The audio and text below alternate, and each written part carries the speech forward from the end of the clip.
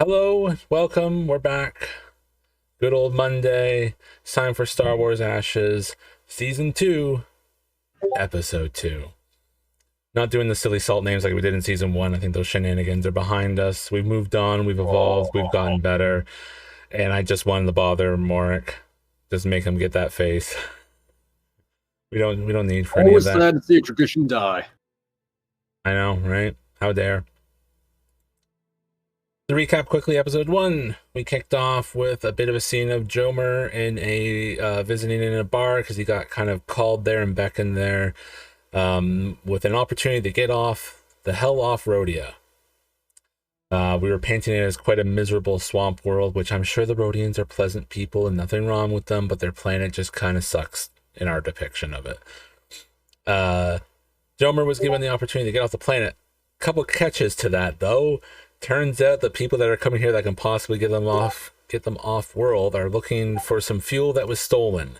And he's probably should help them get that fuel back. And, maybe they'll be they'll have enough gratitude to allow him to come with and not ride shotgun and get the hell off Rhodia. So he begrudgingly meets the crew as they make their big triumphant re-debut for the season. Got to see everyone, including the new people. They had some long-winded conversation about all the situation going on. They obviously weren't happy to find that their purchased product was not present. And they went about ascertaining who had it and where it was. Took a few rolls, some nice different approaches, which was cool.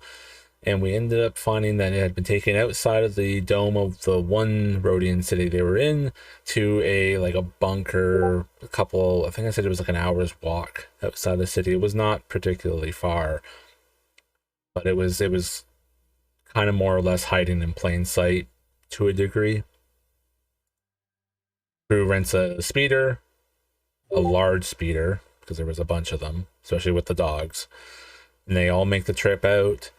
They see the couple dozen soldiers around the bunker, or not soldiers, but thugs around the bunker, and decide to go and try to make a business arrangement because that's just what Kato does. And it worked. Some decent rolls later, they managed to get into a private chat with the head guy, Snitch. And another couple rolls later, they managed to convince him that this endeavor wasn't worth it for possible repercussions, especially for someone as new and potentially overambitious as they were. So they turned over the fuel without a shot fired. Shocking, I know. Tabletop doesn't always have to end in combat. And they grabbed the fuel, stocked it up on their ship, and they disappeared and went to hyperspace and started to head back home.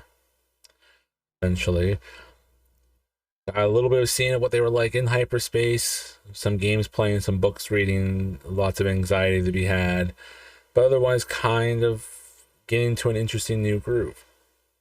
So that leaves us with kicking off to where we're at today, or to this session. So we see the world of Stuga, and we see the Remembrance come out of hyperspace. And sure enough, not a lot of traffic here. This planet is not very, busybody much, as kind of intended. There is maybe a couple ships that show up that you're familiar with. They're kind of either one, frequent guests, or two, the closest thing the colony has to any type of defense, but it's probably not much of an actual combat-oriented ship. It's just kind of there, but literally just not much. Into pretty clean or pretty clear, which is different because the last time we came to the last home of the Remembrance, it was Starbase Neon, and that was very busy with a lot of neutral aligned traffic.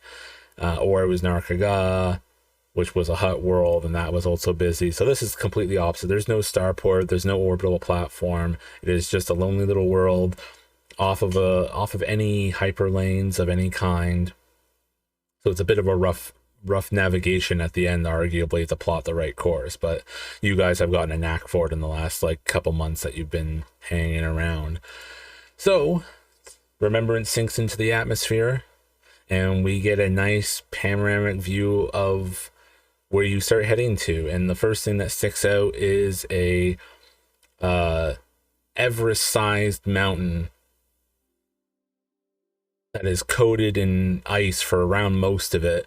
And the top of it is not like a hard top. It's almost like a volcano, you would almost see it as, until it spouts water, searing water out into the air above the cloud level, and then sinks down along it, which then eventually coats into ice. The largest, as far as you're concerned, known geyser to ever exist. That is absolutely monumental.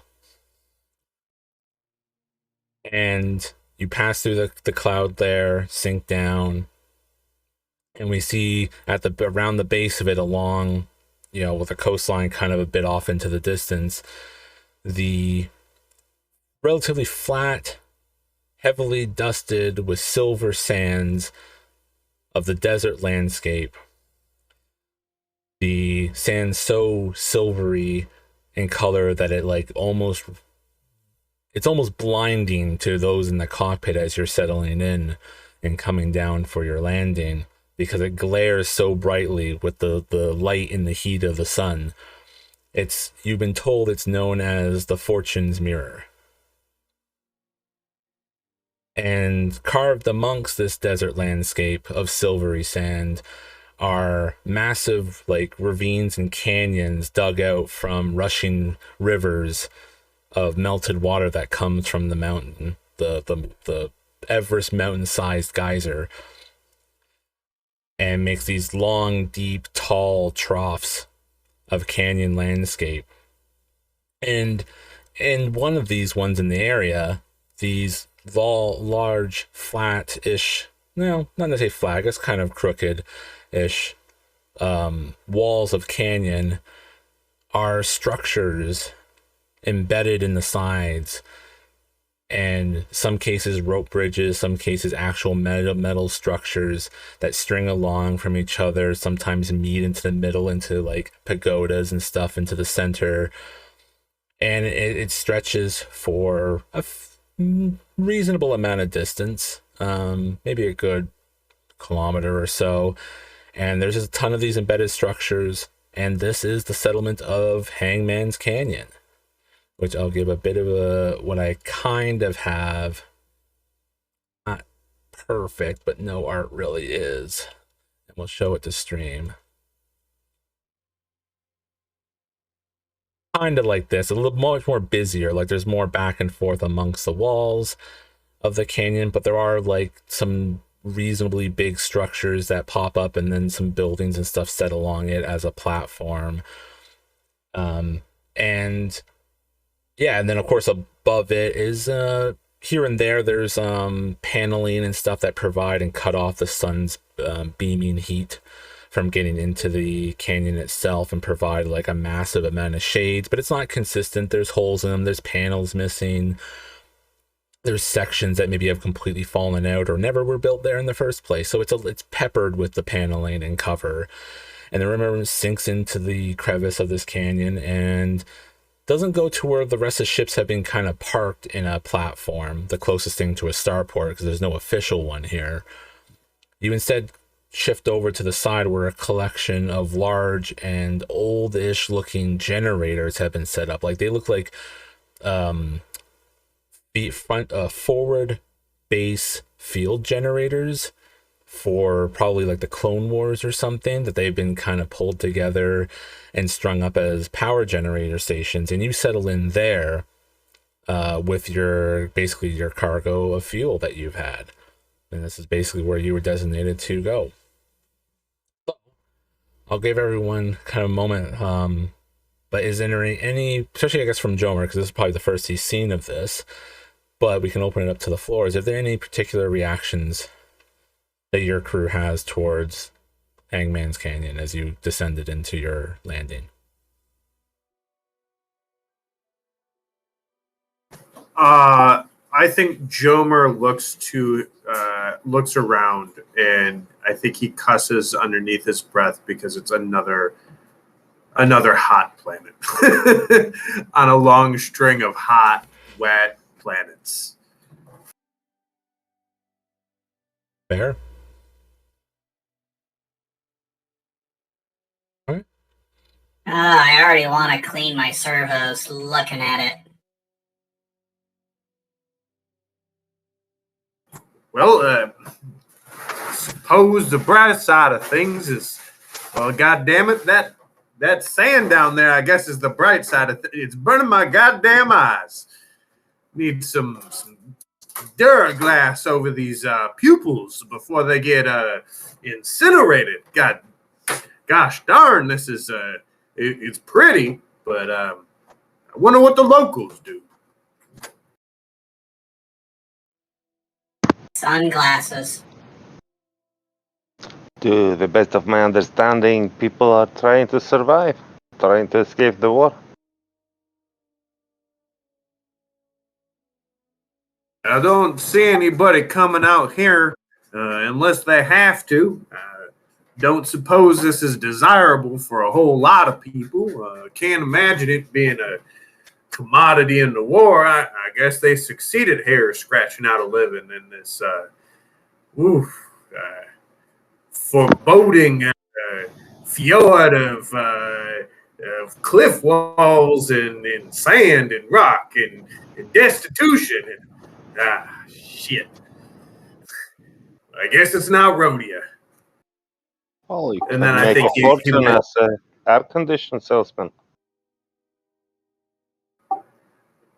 I think as you say that, he lights up like a pipe, and then it's like, oh, sorry, may I?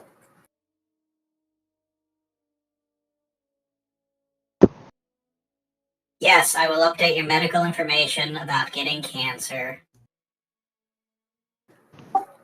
I've never heard of such a thing. This is good for the vocal cords. All the great Western outer rim singers, they get a nice patina on their vocal cords, a gravel, a wisdom with certain habits of the road, if you will. Uh-huh.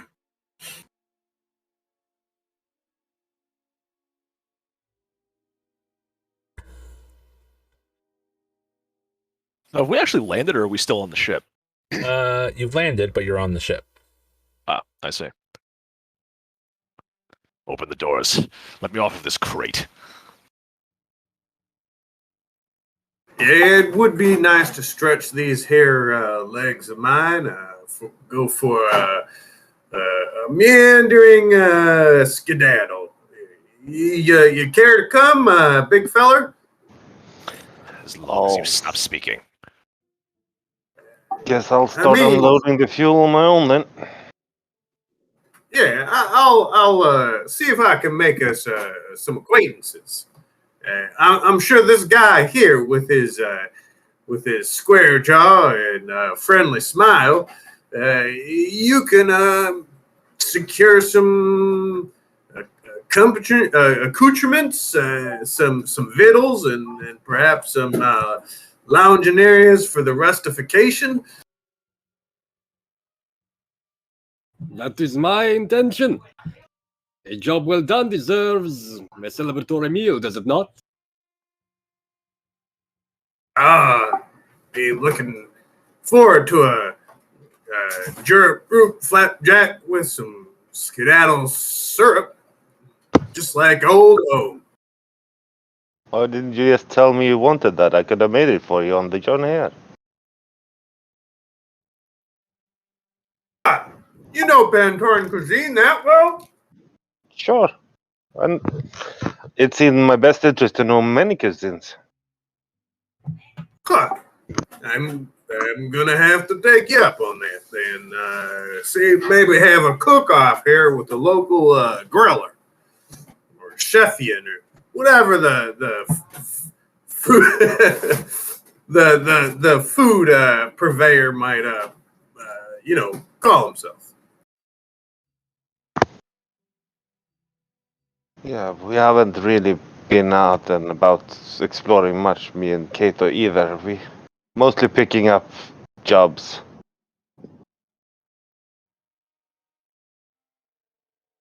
You gotta learn to live a little. You know, smell the blue flowers when you pass them. You can't go through life always on full speed. You're liable to hit a wall. I'm telling you, a purposeful meander, a deliberate getting lost, a good hell of a wander. That's the best part of life. Well, I strongly disagree with that, Jomer, but I'll get to work and keep on working until my work is done. So before I forget, if I could roll Destiny, that'd be great.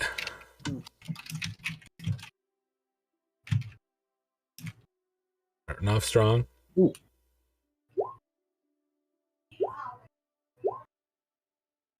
Turned it around. Okay, appreciate that, Hail guys. Satan. Yep. Kato coming back light side. Messenger. There he is. All right, light side heavy. That's fine. So the ramp finally lowers for the ship.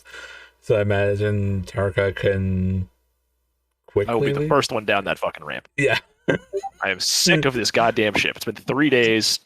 Yeah, I want out. I want fresh air. But you won't get fresh air. The first thing you get is still inside some kind of docking station. Yeah. We're landing outside, though, do we not? Yeah, Why would we? There's not really there's not many insides here. So yeah, you come out to fresh air.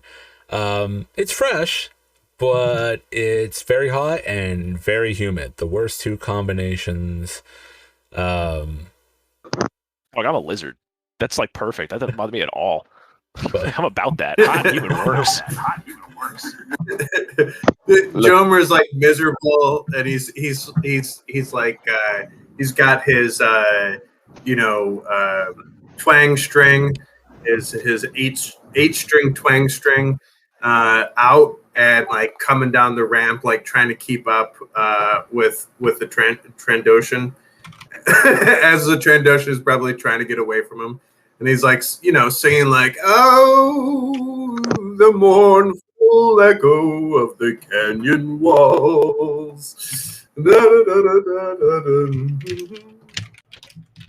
I shake my head and growl and begin to take off my cloak and kind of roll it up and tie it to my backpack.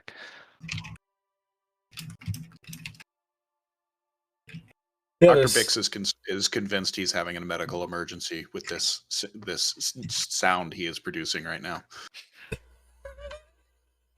He will not voice it. He is too polite. He's just taking. Oh, this is not Star Trek. Damn you! I just imagine if it was Star Trek, you take like a medical tricord and you're just like scanning and holding the thing around him as he's singing. Like, what the fuck is he doing? The organic is exhibiting strange behavior, likely a sign of hyperspace madness. Yeah. Oh, you've been with sour pusses and grim-faced people that didn't know the joy in life. See, you gotta sing your sorrow out. I lost my baby, all alone now in the desert of Stoka. Gotta find my baby anew. Still working on that one. Yeah. You lost your child? It's a colloquial term for a female of a romantic sort of situation. Someone you fancy more than you don't, No. And he walks off. So as Kato leaves down the ramp, he's approached by a mechanic who's got like the goggles on and short stringy hair that's like peppered with gray. short, fat guy with like, you know,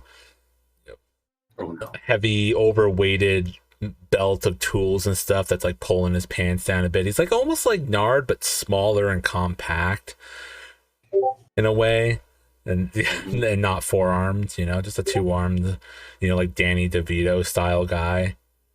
Yeah. Gato, hey, how's it going? Oh, you finally got it. Obviously, I would recognize this guy. So who is this guy? He's Do I not recognize this guy? no, you do. I'm trying to think of the right title, because like there's a weird situation with Stoga where it's like, because a lot of the settlement and stuff is kind of newish and everyone's still kind of getting their footing even after a couple months, like everyone's kind of trying to become like the leader or the bar owner or something, but no one's like official it because there's still a little bit of rubbing with it. So he's like the closest thing to like the mechanic or like operations person of the settlement, but it's like it's not really official. He's just kind of the one doing a lot of the work and kind of fronting a lot of it. So it's like it's hard to say what he is. Like there's no, like, you know what I mean? There's no actual job description, but he does something important around here. Yeah, and it's all on the mechanic side of it. Like he's been, in this case, mostly been focusing on keeping the machines working, like the generators and all the stuff that the generators are connected to. So he's been doing a lot of the handiwork in that sense. I'm sure there's probably some occasional partnerships here and there with Nard when he's around, but obviously Nard's not always around because you guys are out and about doing your job. So he's the guy on the ground.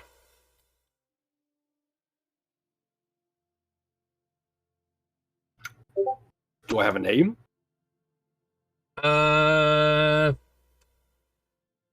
You can come up with a name if you want. I know you love doing names. Yes, I do. Do we get a species? Did I miss a species? You can come up with a species if you want, as long as I've already said he's two arms, so you can't make him a basilisk or something weird like that. Or if you got the name, I think he's an Ortulan. An Ortulan? You know the keyboard player at Jabba's the band at Jabba, the blue elephant looking dude. His name is Max Rebo. Thank you very much. God. Okay. Yep. Well, I get a second here. I will type this name down in chat. Oh, that. I'm picturing more Ugnaught, right? You're talking Danny DeVito. I'm just thinking like Danny DeVito from Frank honestly, from It's Always Sunny, right? Like, I hate to say it's scared, but I think Ugnaught makes a little bit. Sorry, Shard. But I think Ugnaught makes a little bit more sense. It totally makes more sense. Yeah, because he was already described as having hair. I don't think those elephant dudes get any hair on them. They're like blue. No, they probably don't. Yeah. So all right. So the show. There we go, chat. There's a Google search of an Ortulan for those. So they're suggesting basically is this. Yeah. And then, all right. What was did you have the name? Or are you still coming up with it? Yes, on Tories Ungaran. Right. Let me put this in the Discord chat so it's a bit easier for everyone to also see and remember or hear. Now, did you change the race, or are we going with Ortulan or Tolan? No, not. What was it? What was that one you put out there? Not Zaz. That's an Ortolan. The other one is Ugnaught, which actually has hair. Ugnaught, thank you. Yeah, I think Ugnaught makes the most sense. All right, so we want to go with Ugnaught. So, oh, fuck! I just son of a bitch, Mr. Garen. A pleasure to see you again. I am very happy to be back and very happy that you got the shipment we want to deliver to you. I thought you had died. You didn't send word or anything that you got it, and everything went silent. What happened? There were minor complications, but nothing that I cannot handle. And I wanted to surprise you. When I realized things were going to take a little bit longer than I thought, be a little bit harder, I thought, why not show back up to port with everything being a-okay after making him think, oh no, what has gone wrong? Oh, nothing has gone wrong. And here we are. A bit of a joke, if you will. He smacks your leg with a wrench, and it's like, I don't like being worried. Why you making me worry like that? I got a lot of people's lives on my shoulders, and you're fucking around. You are correct. You're correct. I will. In truth, there was complications. In truth, I was not sure we could get it or not, and I What? did not want to attempt to make promises I could not keep. But What do you mean complications? What the happened? the shipment was stolen from us in port. We had to find it and retrieve it. We found it and we retrieved it. No issues done, and we got it to you. And you killed them, right? You pasted that landscape with blood, right? Do not worry, they will not be bothering us ever again. Okay, good. So a bunch of them dead. All right, I can be happy with that at least. All right. Well, I'm glad you got it. We're almost about to run out, and then people are gonna start getting real upset. We're gonna pump this stuff into the system and keep those generators going at least for a little bit longer. I gotta find a more permanent supply, but appreciate it. You guys got me in a pinch. I really thank you for it.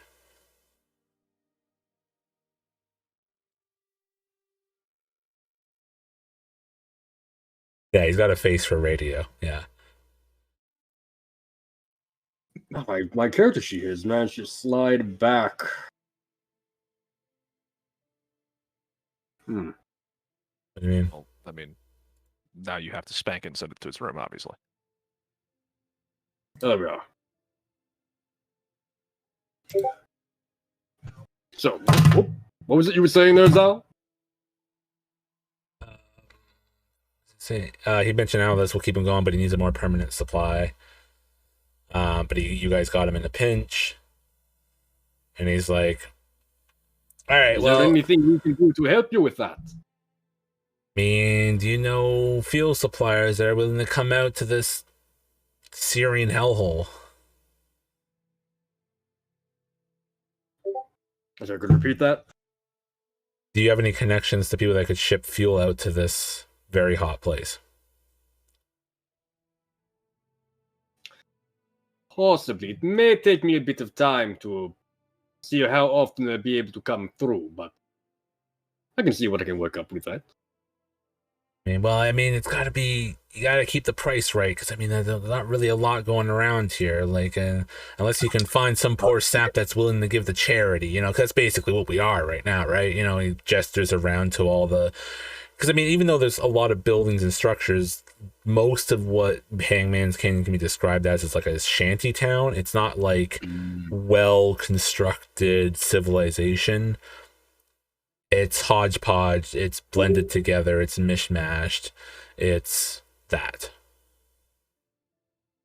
So, real quick, sorry, what exactly are these people using all this fuel for?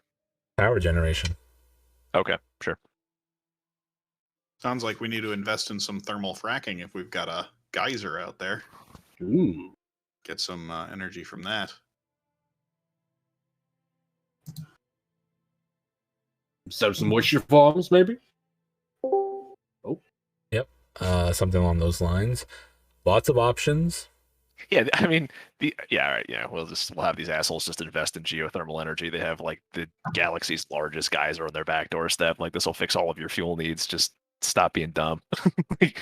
You morons, come on, get with it. Well, it's not really lack of intelligence, it's resources, right? They're not overflowing with the means to do these things super easily. No, I'm just talking nonsense.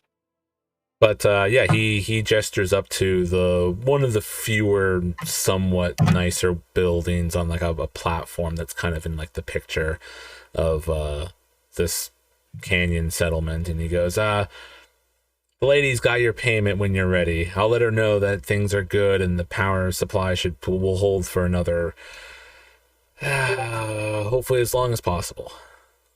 He kind of runs his hand over his head.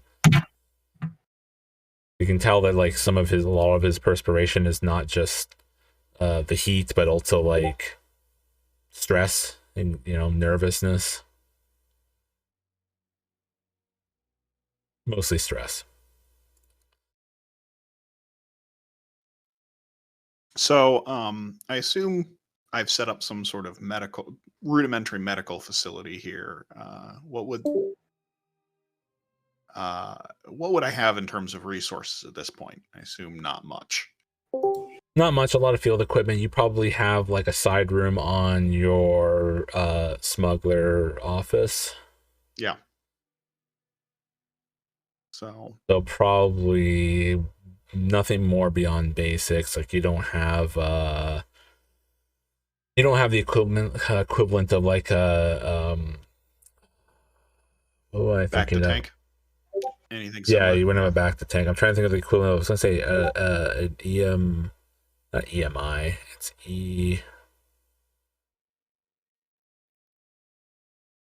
the I can't even think of the medical machine that's like something something nine. MRI. MRI. That's what, not E. The MRI. I don't know why I was thinking E, but yeah, you don't have the equivalent of like stuff like that. Yeah, you don't have the equivalent of stuff like that. You don't have you're doing everything kind of by clamp hands. Yeah. I have a medical scanner, or I have a hand scanner built in, so literally. Yeah. Hand scanner. Yeah, you're I'm the best piece of medical equipment on the colony. Pretty much. You have basically a room that's the equivalent of like a I guess it's just like a field office, as if it was like on the front line of a war. Like you don't have that much stuff. It's literally just like a slightly more solid version of a tent and some boxes of things you've managed to gather. Probably a lot of it's Nard has managed to repair and put back into workable condition at this point, Okay. Yeah. While this conversation's going on, Bix would be heading there and kind of probably getting a queue and starting to work on people. That's how he spends his spare time in the colony, but his comms are always open because while he's good at it, it's kind of boring. A lot of broken limbs and scraped knees and crap like that. Yeah, I mean, you're most likely, I'm going to somewhat infer here, but you can tell me if we're right or wrong, but your kind of medical thing isn't to get necessarily people healthy, it's just to get them not dying. It's kind of that type of medical work. You're just there to like triage and patch, sort of like. For the most part, yeah. I'm definitely more of the in the combat type of situation, but not too terrible with the long term. We just don't have the facilities for that. Right. Yeah. And there's tends to be a fair number of people that need medical attention usually. So yeah, when you're gone, your absence is felt. But usually people kind of do the suck it up type of approach and just walk off injuries and whatnot, which isn't always the greatest. And then you have to somehow try to deal with it afterwards, after the injury is now semi-healed in the wrong way. Yeah, I have to also be a little intimidating for people who don't come to the clinic when they should. Yep, fair. Yeah, I think on your way to the office, which has your medical room next to it, I think you end up seeing like one guy like holding his shoulder. It's like not a lot of blood. It's like just a little bit, like a little, like almost as if it was like scraped or something. He's like kind of like hunched over and he's like cursing into the office, like, "What the fuck was that for, you damn bitches? I didn't say anything that was inappropriate." And he's like banging on the door to your guys' office, just like, pissed off and seems to be semi-harmed. Do I recognize this guy? Are you with the droid? Because he said he went to go. Yeah, no, sorry. Well, oh, would I? Are you looking for someone? I want someone to go in there and do right. Like they hurt me. The one tried to, look what she did. And he holds his hand away from the moment. It's like cut and scraped up, and nothing like too visceral or extensive or permanent. But it's also probably still not pleasant. Okay, let's head on in and see if anyone's in there. Gets out his keys, opens up the door. Doesn't look like it.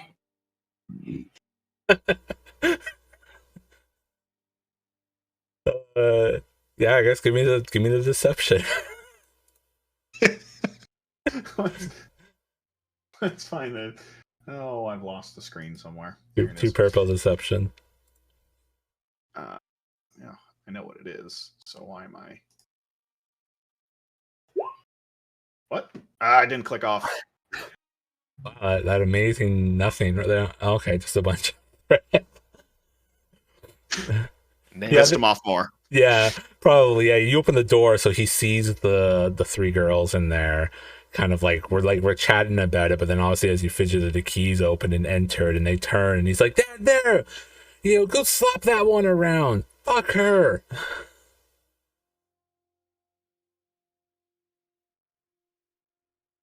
Hello? I wasn't aware you would be in here. How are you doing today, ladies? Yeah, Litzy is the purple Twillick. She kind of is like, oh, close the door. He's just being a grumper. He's just a grumper snatcher. Like, he's just being mad because he didn't get what he wanted. Well, I do need to heal him. He is bleeding. That is what I do. Leave him. He's fine. He's fine. It's okay. She walks over and like kind of pulls you in while like closing the door behind you. It's like, how's it going, Bix? Long time no see. Doing fine. Did Kato get hurt Worrying this what's time? going on out there. Did Kato get hurt? Is he doing all right? Did the mission go off without a hitch? I'm sure everything's fine. Come on, sit down and have a chat. Do you want a coffee? I am good without coffee. The mission went well. No one was injured on either side. Slightly disappointing, but in the end, successful. So, sort of for the new people here. So, Lissy is a barely an adult Twillick, but you've known her as having a very childlike demeanor. And despite that, anyways, she acts much younger than she is. Although she's been recently developing a bit of a mean streak. So she is kind of, when people start getting really kind of boasting or try to like alpha on her, sometimes bad things happen. But yeah, very childlike. I mean, the other two women are so there's Makoko, it's the Chiss. She tends to be very quiet and observant, and she kind of does a lot of like computer work and whatnot. So kind of manages a lot of the electronic stuff of the business. Probably has helped you find a lot of jobs or locations of where you can find and complete some of your missions, because she's probably been pretty good at managing the holonet and the darker side of the holonet. And then Kiza Cha is the Pantarin woman.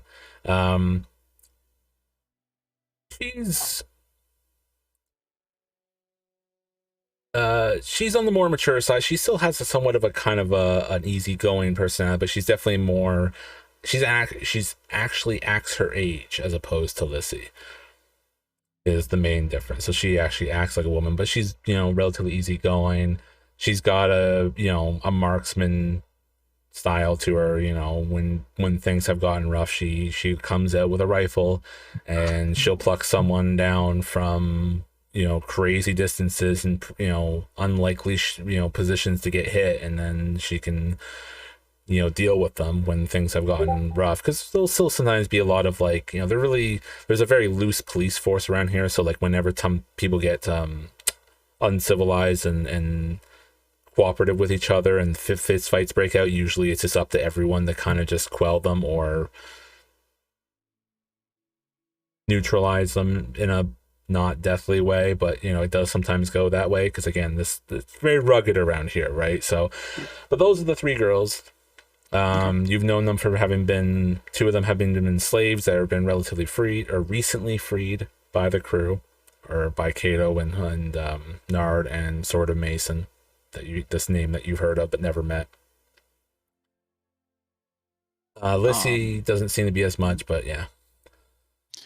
So while the conversation I'm having with her is fun, I'm going to stand back up and reopen the door, kind of getting annoyed with this whole thing, and go, You will come in here, and I will fix you.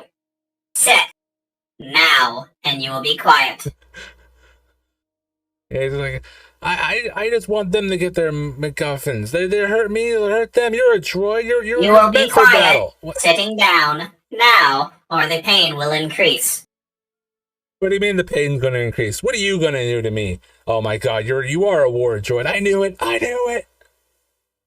Clearly, but I also am filled with medical equipment that can cause serious amounts of pain when applied correctly. Or incorrectly. He pauses a bit, kind of looks at it. It's like, I don't want them in the room. Get them out. Ladies, if you could please move to the next room, I will heal this person, and we will be able to get into the story afterwards, preferably with people who are more aware of what this means. he basically has no idea. Like, the social situation is like, they are grumpy. Why? HIPAA laws prevent me from divulging this information at this time. The girls look between each other, and then Lissy's just like, oh, fine. If he causes any ruckus, he touches anything wrong, you call and get us, and we're gonna throw him down the canyon. If he causes a problem, I will gladly do it myself. Yeah, that's why I like you, Bix. You're awesome. Like, pats you on the shoulder, and then Thank you. they head into the actual office room, and you tend to this grumpy, disheveled, scrappy refugee-looking guy. What are the others doing? Well, I mean, I guess I probably would have helped Nard unload the fuel and stuff. And then from there, proceeded into town with the rest of the group.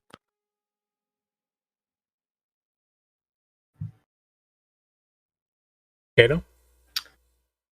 I'm not sure.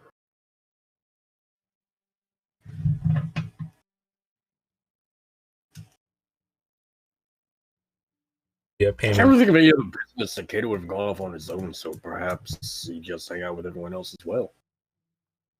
You do have a payment to collect from Lady Zadal. True. Yeah, I'll go deal with that. Okay. Would anyone be coming with me, or?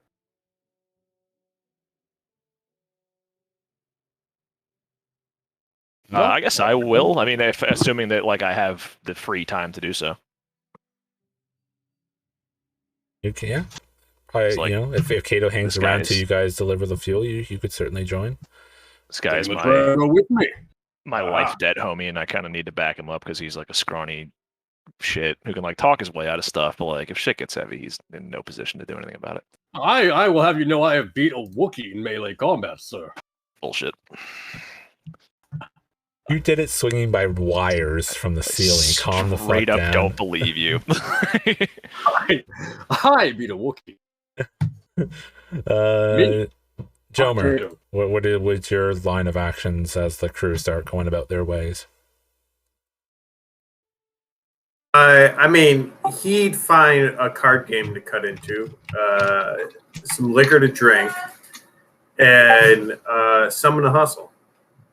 Or if everybody's friendly, sing a tune and have a good night with them. Get drunk, spend some money, hopefully win some money more than I spend. I mean, people are definitely interested in the fact that you have an instrument, because you're probably the first person they've seen that is actually playing something in potentially a long time.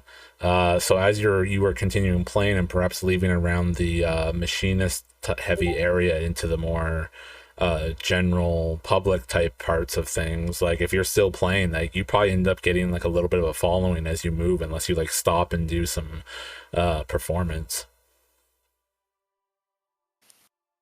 Oh yeah, he'd be playing it off and on the whole way.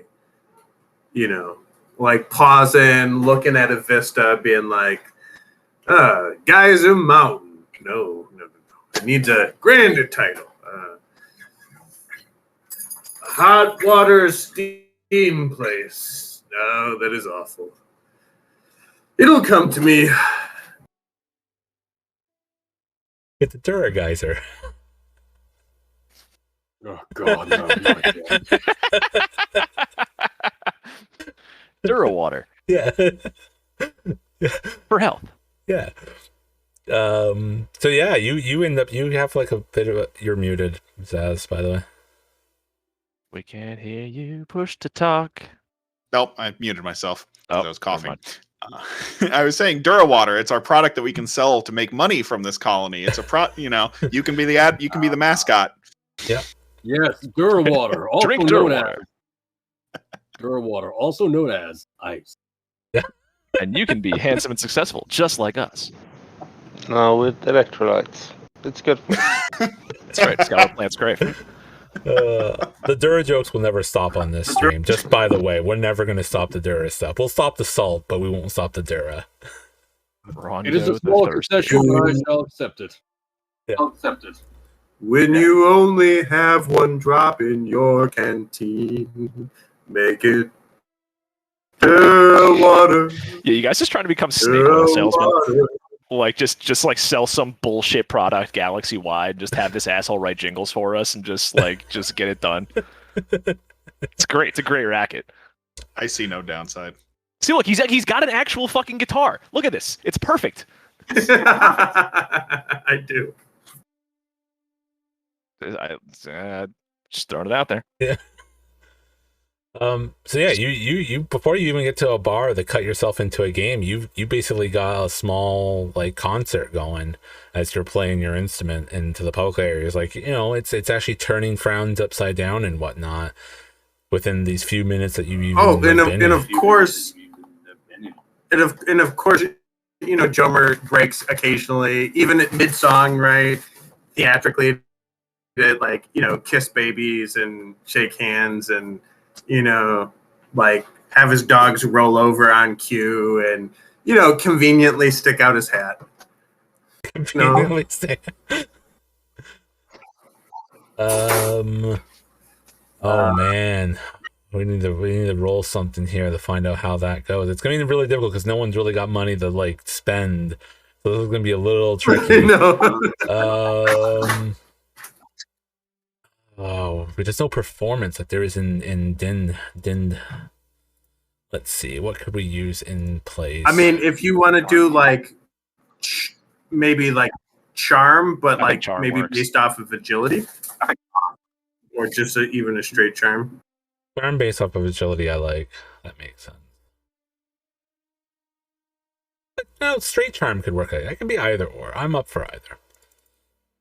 Yeah, I think most of what he's doing right now are like ballads, right? So yeah, it's probably more of a straight charm. He's not like finger picking. Yeah. 4 purple. Again, no one's really got money to give, so this is what makes this really hard. Like, you're in an atmosphere that's just not conducive to street performance. As much as people love you, like, that's not the issue. This is if how profitable is it type of role. And can I take a boost from the instrument? Okay. You know, like a flashy inlaid guitar or something. A superior guitar, as it were. I mean, he did. No, but he did say it was the first instrument that they've seen in a long time. Yeah, fair enough. Sure. Let's see it.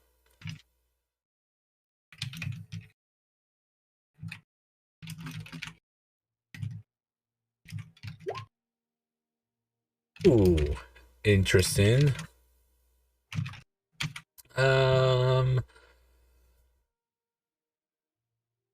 Yeah, that is an interesting role.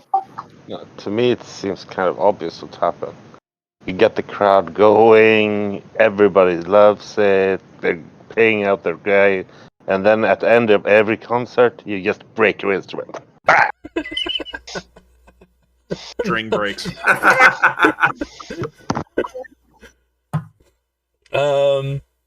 I don't think I was going to go quite that. I'm still not fully sure what the triumph is. The success is that people are really liking you. The threat is that you're kind of bugging some people that don't like all the cheeriness, like the real Grinches of the colony type of thing. So you're kind of like you're being disruptive to them type of thing because their hearts 3 sizes too small. The triumph though. Got a long-term kind of hidden idea. Someone was recording and gets sent onto the HoloNet, and you're becoming slowly famous. It's a little much, though. Underground blues artist. Yeah. Yeah, Get that one YouTube clip that just skyrockets. If you want to take that would be fine. You could have this start becoming not instantly, but we're gradually going viral on the HoloNet. If that's something you want to cash in your triumph for, or cut yourself into like an economy gig at like a cantina within this settlement, right? Like the dude who happens to own one of these places is there watching, is like, hey man, how about you like perform here whenever? Like I'll book you a night or whatever, something like that.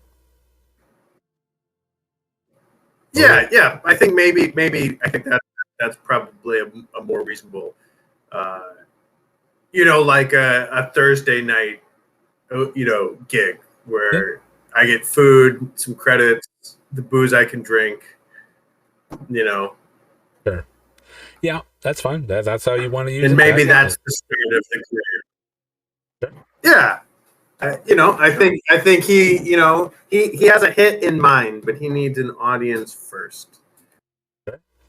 Okay, that's fine. You get invited to a night at the bar without having to worry about drinks, and you can be the performance and entertainment in one of the there's probably a handful of places here, but one of the nicer ones, or maybe the nice one, whatever that constitutes. We'll figure out later. But yeah, you get the invitation there to like create some new opportunities and whatnot. So totally dig it. For the success, roll a D100. See if you get any pocket change for this. Where do I roll that on? You can either do /R space D100, or there's the dice on the left side where you can just. It depends on what's easier for you. That works. 86 credits. Nice. Not a crazy amount, but if you had gotten a bunch of successes, that could have added up to a little bit of fair chum change. But one success is one success. Okay, fair enough. So Kato and I keep forgetting his name still. I'm still trying to get used to the names. Tarka. You want to say Trask. I don't know why Trask keeps coming forward. I know that's wrong. I have to keep getting on track with the right one. You guys go up to kind of a larger-ish platform that's been set into the side of the canyon. You probably have to go across a bridging and then up maybe like a not steep, but a long set of stairs up to the elevation where this platform is, to a collection of nice-ish buildings relative to a lot of the rest of the shanty town. It's got actual communications array on the top of the building. It's like a 3 or so story building. Not necessarily too wide or big around per se, relatively quaint. But it's got communication equipment and some stuff around it and above it. It's, it got kind of a bit of a central hubbish feel to it in terms of operations. And outside, kind of mingling with some people, is Lady Zadal. She was around Starport Neon, but I don't think we've ever encountered her, kind of like Captain Bravo. Pretty sure there might have been a communication or something, but I don't think we ever actually seen her in person. She is a, if I'm not mistaken, let me get. She is also a Twi'lek woman. We'll say blue skin. She's got, she's very well postured, stands upright, usually has her arms crossed, very kind of contemptful demeanor, and you've always known her as kind of elitist a little. Like, you know, she's been very good in social situations. She's got a very good knack for it, not just for being Twi'lek, but, you know, for her own achievements and whatnot. But she definitely puts herself above a lot of others, and she dresses in a lot of purples and like a velvety purple and long dresses that sometimes dust along the ground a little bit. And she's got like an assortment of bracelets and even like a trio of necklaces and whatnot. Like she's got, and for Neon, she looked mostly fine.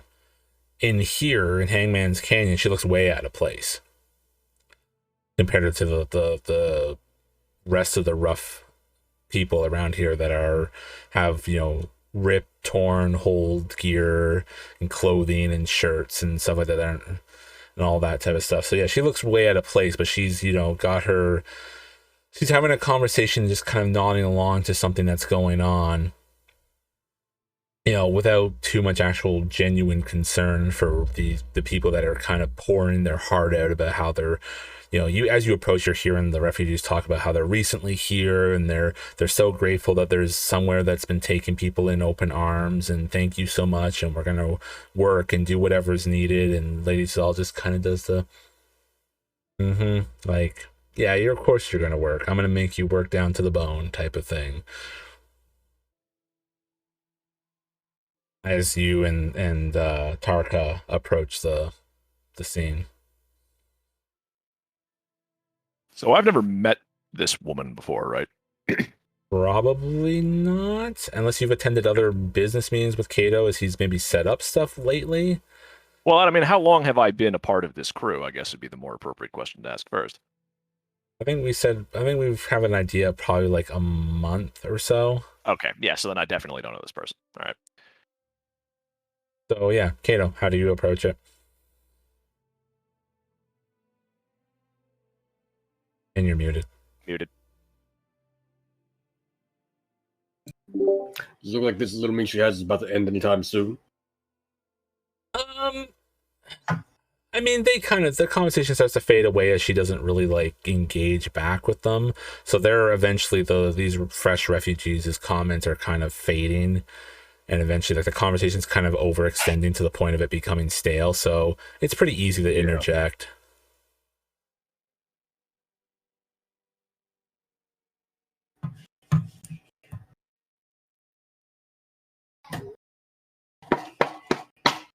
Mr. Val! Oh, Mr. Huam. And then if you excuse me, gentlemen, if you can, you know, over there to side, I have to attend to some other pressing matters.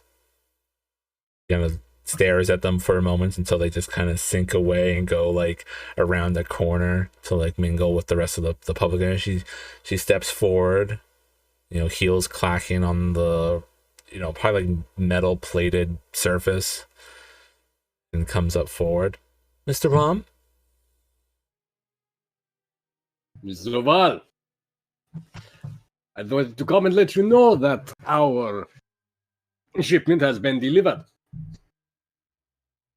Oh, good. I always had faith that you'd do the job properly. You never left me with any doubt whatsoever. Very good to hear. Is she bullshitting me? yeah, roll a discipline. What do you think? Really? Discipline It's against... the one that's traditionally used to like counter lies, and it's like your insight skill. Interesting. Two What's the Vigilance.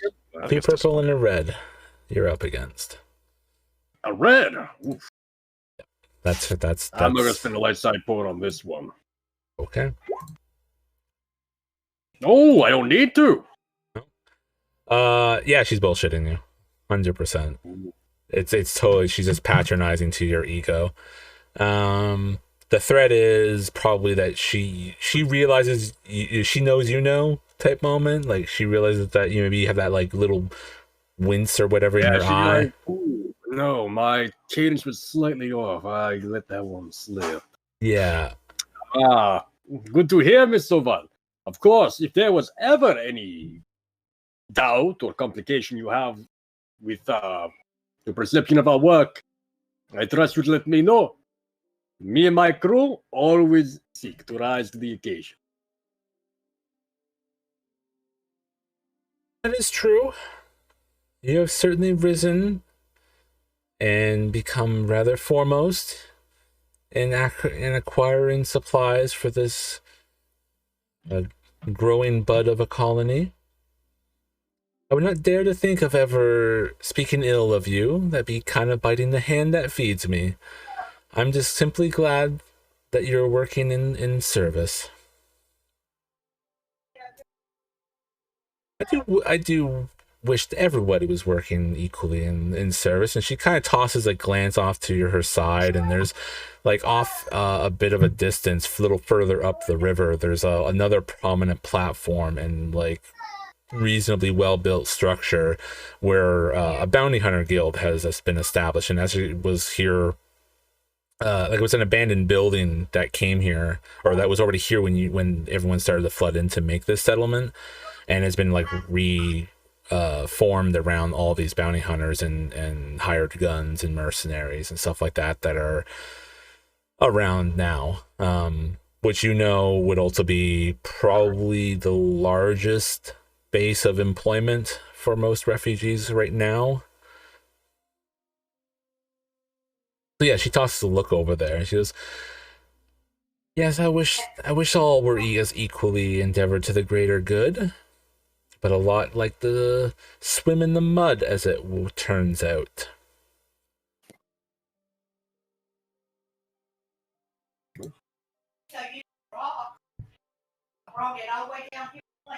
You have some issue with the new arrivals, I take it.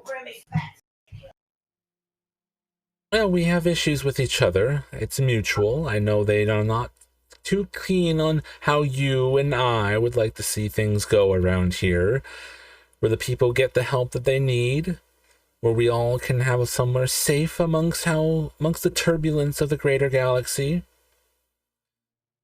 and to maybe eventually produce something unique around here that can provide some genuine fortune for everybody's pockets, where they, makes a pointed gesture, are more just in it for petty bloodshed and violence and a quick buck for themselves.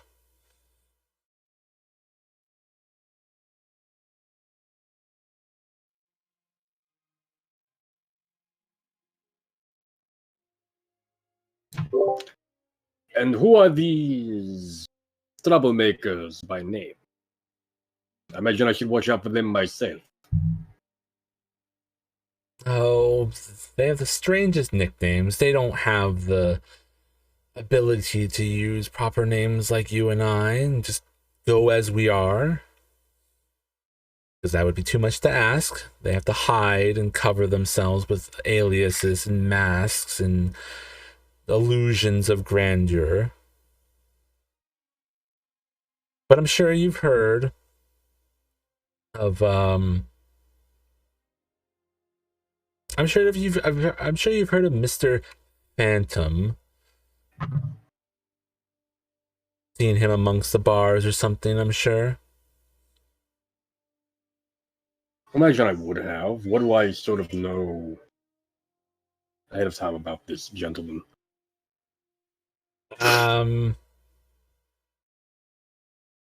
I think he's not fully stuck on his race. Again, can always throw in an idea suggested, but I think the idea is that, although he might have to be a certain race when I say this, but I think the idea is that he was a former Imperial officer who, now that he's on the losing end, he's found new business and has kind of like, supposedly turned a new leaf and has banded all the, again, hired guns, mercenaries, and all bounty hunters and all of those type into, using their expertise for his good, which is still like, I mean, they take jobs from anybody. It's not necessarily like it's all self-motivated, but he's still kind of a unpleasant-ish entity, sort of. I mean, especially with the ex-Imperial. He probably doesn't hang around too much in the public areas, which you suspect might be because of the public areas having a lot of non-human races.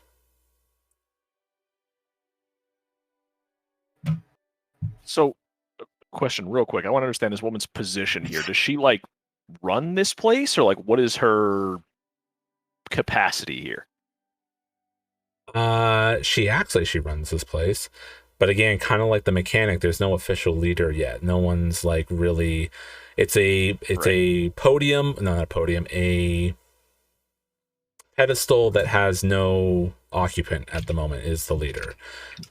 Okay, so this place is just kind of like, how did this place come about? Did was there a collective? These are kind of the remnants of like a space station that had fallen, if I understand that correctly, right? Okay, Yeah. cool. So this is just like a loose collection of people. All right, so this woman saying that, I suppose as Cato pauses and ponders this, will say, I kind of like shrug and go, "Tell them they are not welcome."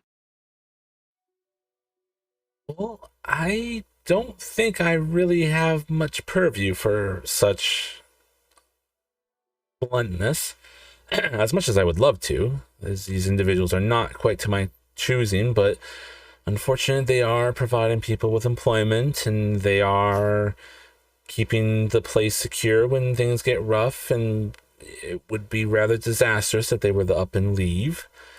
I am unfortunately not ignorant to their contributions, even if we don't see eye to eye on how things should go moving forward. And as much as Phantom would love to rule this colony, I think that'd be a rather tragic end result, and I'm simply a far more educated and established individual for such a role. I like shake my head at this because she basically just gave me a whole line of bullshit about how she like runs the place but doesn't run the place. And I reply, "You act as though you wield authority, and yet you wield none." Authority is complicated in this. I have the ear of a lot of people, and a lot of people look up to me. But I do lack a certain physical presence in terms of, I guess, the authority you're suggesting, bearing arms and such.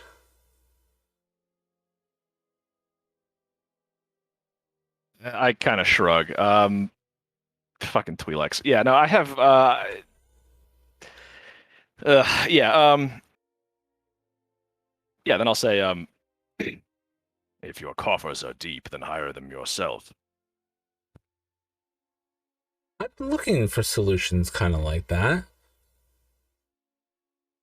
It would help if he gave me a price for his obedience. But he's kind of stuck in not quite allowing that, and I'm looking elsewhere. It's tricky to find the right, proper people. If you have any suggestions or people you know that are looking for such employment to help me amass the means I need to extricate those, then certainly I'm all ears. I shake my head. I speak only for myself, and I am ashamed before my goddess. I have no names for you. Have you brought her some chocolates lately? I cock an eyebrow. The joke is lost on me. Yeah.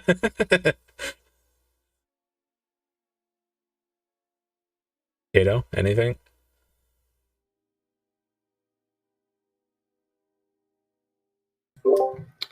Nothing has sprung to mind, unfortunately. So yeah, she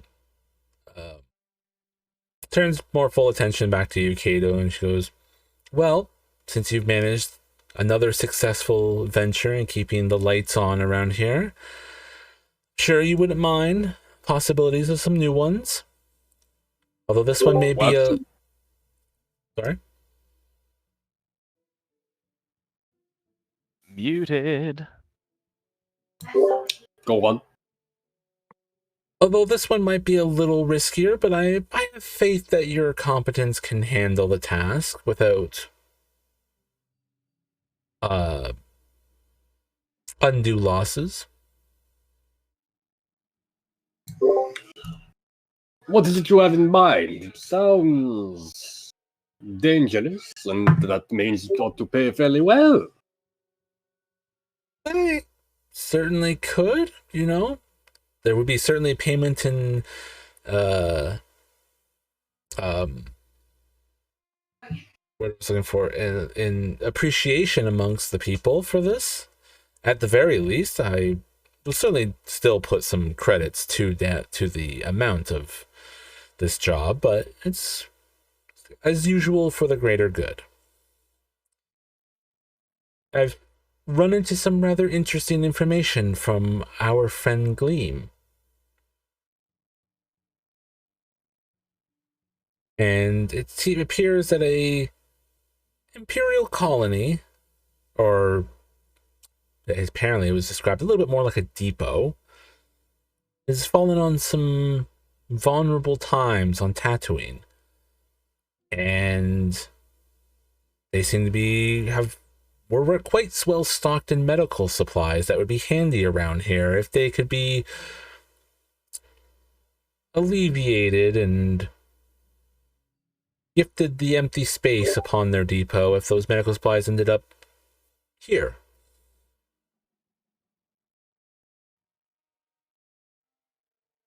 You're asking us to steal medical supplies from who again? From the Imperials, remnants. Oh.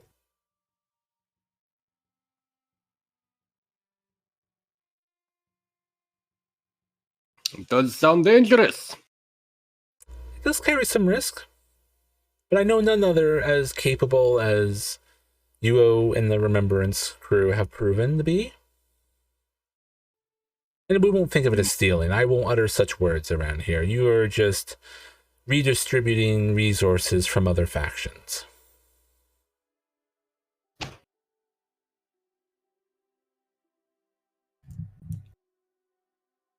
Stealing I have no problem with, not from the Imperials, but stealing from the Imperials, that is where the complication arises. You forgive me for wanting to know how much you're willing to pay up front.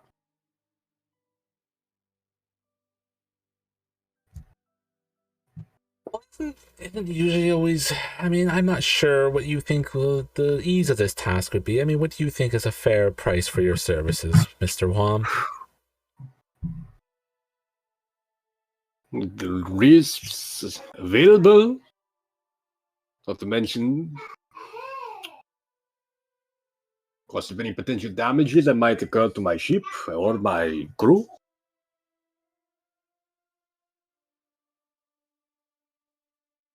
How much did we get paid for this previous job just to...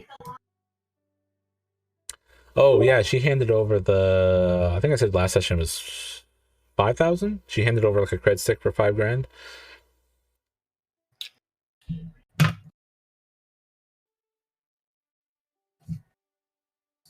What about a 7,500? All right. You think that's a fair price? Is this in total or just up front? In total, no worries about that. We simply take 1,500 up front to cover the issue of transportation, travel. Well, I certainly can't say no to that. I can open up my coffers for an amount of that nature. That's fine, Mr. Wham. As long as I do hope you understand that as much as we are shifting their resources into our hands, that try not to have them come upon the colony to get them back or anything of that nature. Proper discretion and such. More than able to accommodate that. I certainly want nothing coming back to this place for my own reasons, of course. Very good. I don't need to explain to you that we're not equipped in any shape or fashion for an Imperial raid, if they so choose to came to this part of the galaxy, as much as they're busy with the Hutts and the Republic. It wouldn't take much for any of their ships to really come in and raise us to the ground. I recall that sandstorm a few weeks back. We're still recovering from the damages. I would not want to see what the targeted attack could do against us. Like as I said, though, you shan't have to worry about that. I wish we had the power for more. I wish I could have you go and take some heavier armaments that we could use to defend ourselves with, but we have none of the infrastructure or the weapons of that magnitude in which to use.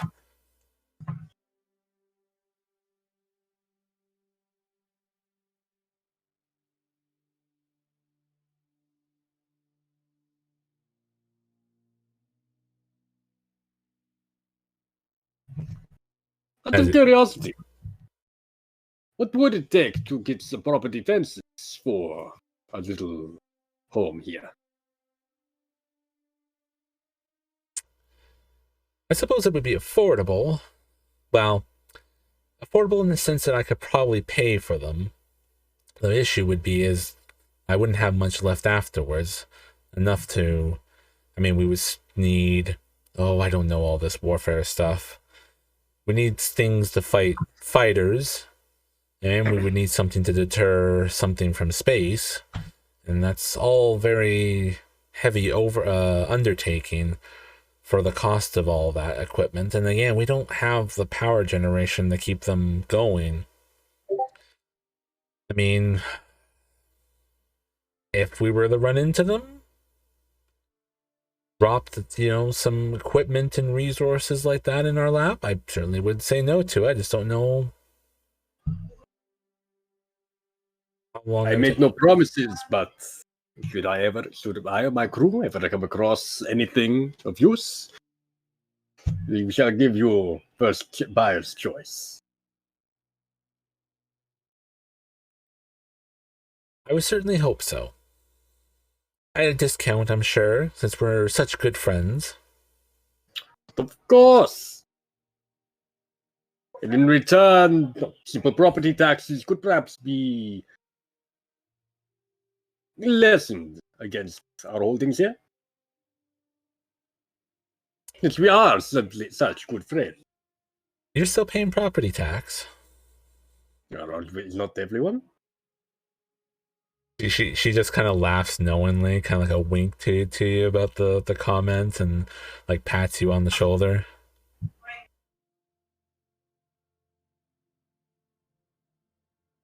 Well, Mr. Val, there is nothing more. I think I have a bit of larceny to plan. Oh, absolutely. I will not interrupt you any further. Have yourself a pleasant day. Kind of gives you the head bow. Looks to the Tarka and to you, my bulky friend. I narrow my eyes slightly and sniff at her. She's wearing perfume of some kind, I presume. Scented oils, perhaps. Probably. Yeah. And the smell of like her sweat and warm blood. And then I turn away. Indosh, you smell like prey. Nice. Probably not as much sweat. She's managing all right, Twillick in a hot environment, but generally speaking, I suppose that's true. Either way, well, yeah, minor detail, not really a big pheromones, deal. chemicals, the stink coming off her body. Yeah. That's fine. As a minor gripe. All right. So you have that. Nard, after you get all the fuel offloaded and the machines fueled up, what's next on your agenda? Well, entertain the girls a bit. You gonna go check in with the girls? Yep. Yeah, Lizzie's pretty excited to see you. Now the two, similarly, not quite as much. Lizzie has the greater attachment to Nard as you saunter into the main office, and it's mostly empty at the moment. The girls are just kind of chatting, sitting around like a little half table on like a side wall. Lizzie comes up and gives you like a hug, and I'll hug her back. How's well, everything going with the thing? Have you figured out what you're gonna call this industry yet? points at like a sign that says Spectre Incorporated. Yes, of course. Well, you said I could. That I'll give you. Yeah, you said I couldn't have the ship, so I get to have this at least. What, are you gonna take this away too? No. Have you? You and maybe McCoyle worked on getting us some online presence or HoloNet presence? Yeah, we're working on it, but every time we try to talk to people, especially when it's like holo calls, they keep telling us to take off our clothes. And do you? Oh, Why not? It would attract business. what? Nard! Give people what they want. She has her hands on both her hips, like, oh, so you free us from slavery just to make us strippers. Thanks, Nard. I didn't make you strippers. I'm not making you do anything. You just told us we should do that. Is this Kato's idea? Little bastard. Yeah, sure. Damn it. It's always his weird ideas. Like, it's always him. Why am I always hearing about strange ideas from you every single time? Well, you can. So nobody's contacted us for any particular things to do, right? We're getting some, but they want us to a lot of it's like free work. They want us to prove ourselves and stuff and bring stuff from like Narshada or Corellia or something to show if we're good enough for the real jobs. You go. You tell them off. You tell them that we're not doing any pro bono works. No, that's what I figure. I was like, why are we doing work and not getting paid? That's not how we do business around here. I won't allow That's it. not how you make money. Yeah, that's not how you make. That's slavery, isn't it? Yeah, that would be. But So, any recent trouble with anything?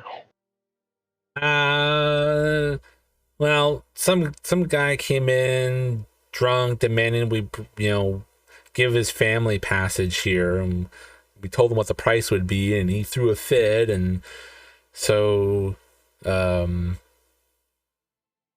me get the right people for this real quick.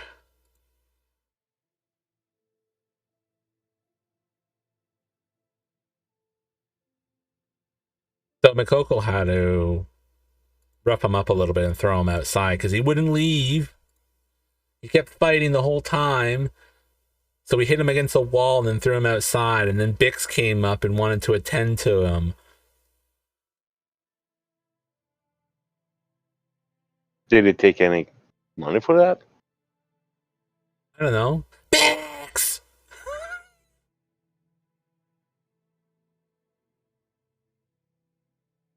Yes? Is there another medical incident out here? Nard's here. We want to talk to you. Oh, hello. Long time no see. Not really, Bex. However, what is this? I'm hearing you having an open clinic without taking payment. Deer in the headlights.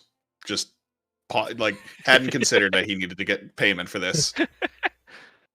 If you're going to use the facilities and do services, you should make sure you get paid. And if you don't want to get paid, at least refer send a referral to Lizzie afterwards. I have assumed I've healed him, and I'm just grab him out by the collar. Please. Please see my business associates for billing. Make sure that the time and usage. Did he need any special medications? Did he use those fancy band-aids? I did not use the ones that had the patterns on it. Could you charge extra for those? With medical billing, you can do anything. And Lizzie, I trust you got this. You learned from the best on how to build people. Oh yeah. They don't pay willingly. We'll go and deal with them. Right, Makoko? Is he like, Yeah. He just nods. You know, you can see the I think I have her like not a sword. Actually, I think I do have it with a sword.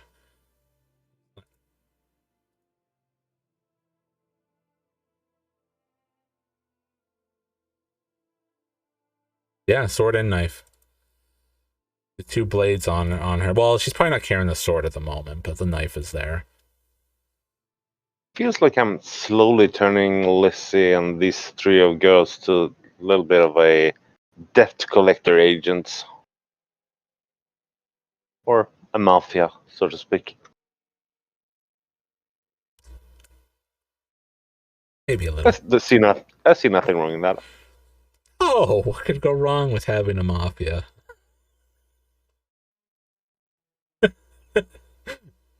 So that's pretty much the jargon. Trying to learn that he's more than just a machine to be used by anybody, Bex. You're now a machine to be paid to be used for anything. Billing is not my department. No, that's what the girls are for.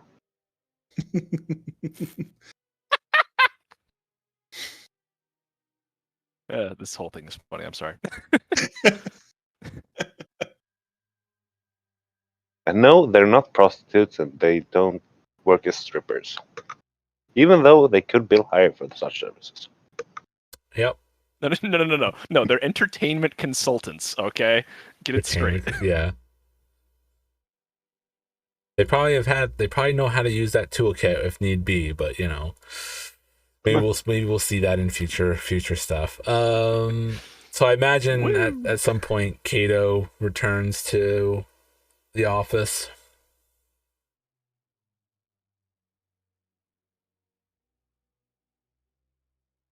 Yeah. Myself in tow. Yep. You come in, see the see the girls chatting with Nar a little bit, catching up on things. You see, you know, probably a new logo that was been put up above the door to the little office that says the Spectre Inc.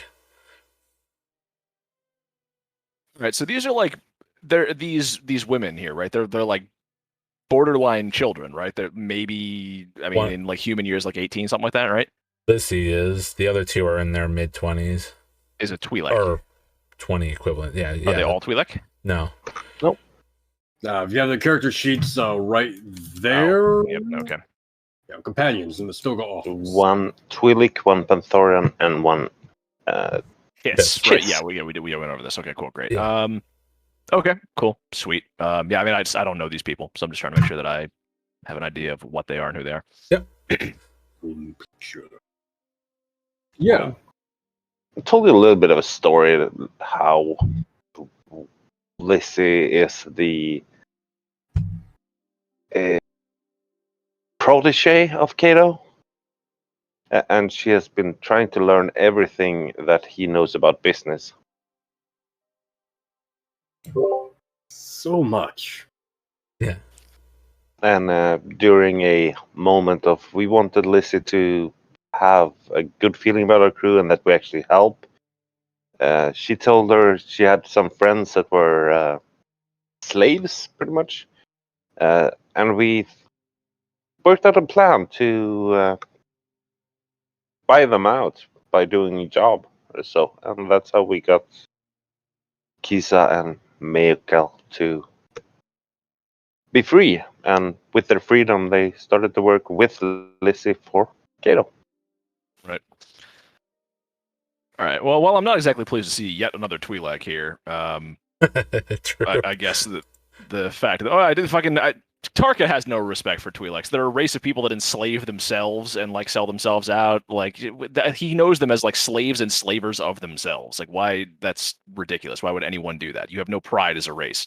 But I mean, insofar as these people exist here, they're like kids essentially, right? So I'm looking at them just like, all right, cool, whatever. These are like more associates of this my like life debt companion. So yeah, sure, fine, I'll put up with them. Their staff, yeah. Yeah, exactly. Long-term goal: make Tarka like me. Yeah.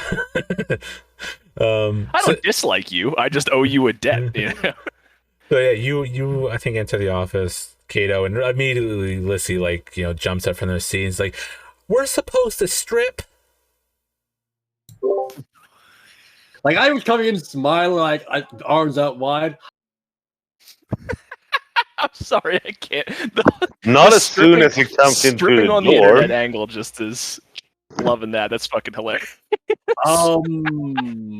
What is going on now? We heard about your crazy idea that we're supposed to like sell the jobs in business and we're supposed to strip when we're on the holocalls. Why would we do that? Kato. I have said no such thing. First, I have said no such thing. Second, who is saying this? It doesn't matter. Was it true? No, it is not. I just said that I did not. Why say are we it. hearing of it? Why would we hear such crazy things? That depends on who is telling it to you. Is Nar just like drinking something in the background? Just like, Nah.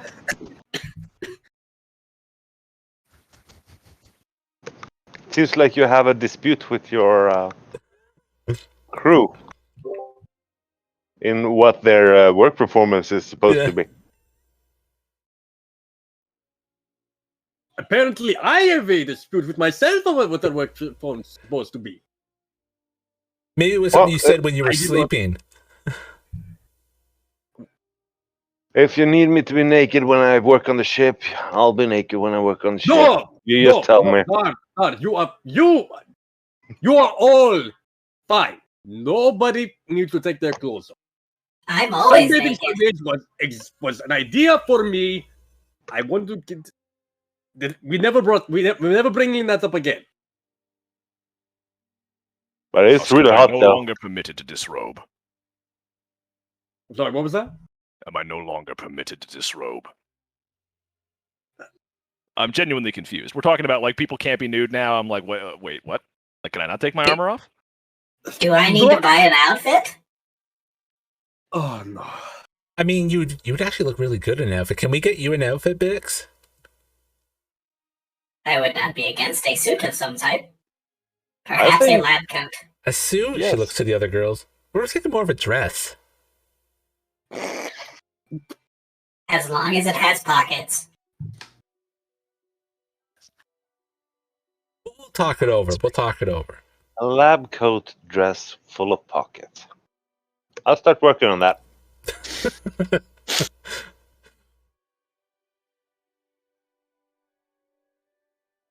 Kato, that's really rude. You shouldn't ask women to do that.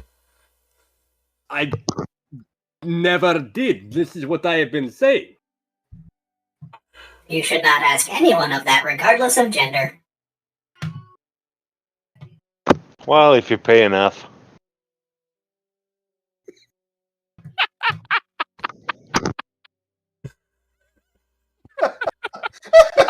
I'm sorry. My man is just out here like endorsing prostitution. He's just like, yo, just take your clothes off. It's fine. Are they paying you enough? Like, go for it. Fuck it.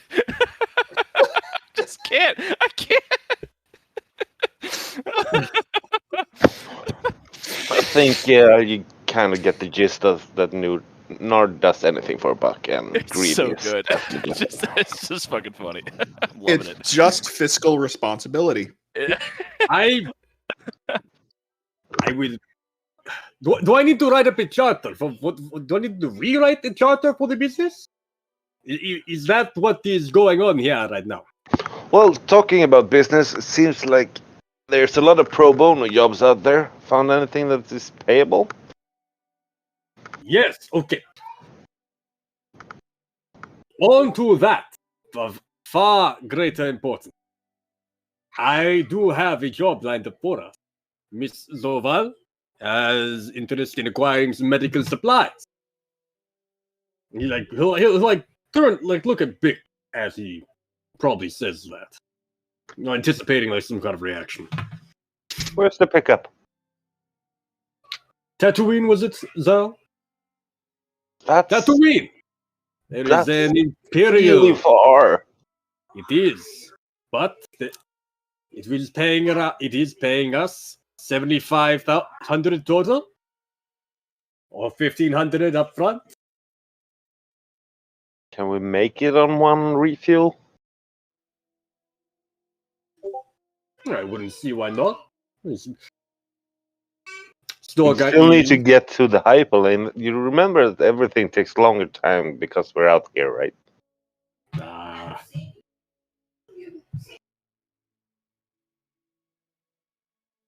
I think you're shortchanging us. We can always ask for more, kiddo. If there are considerable hazards along the way, I am sure we can. And with that said, I do have to admit I do anticipate a degree of complication with this job.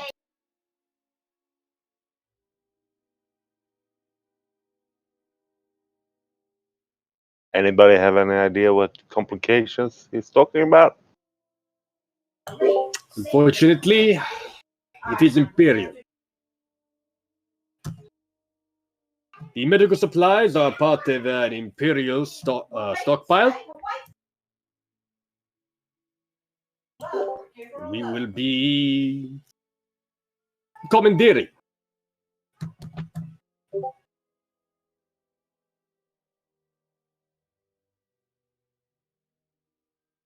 I look at the Nautilin and then the other group and say, the woman who fancies herself lord of this place would have us steal from the Empire, or what remains of them. I thought we got out of rebellion work.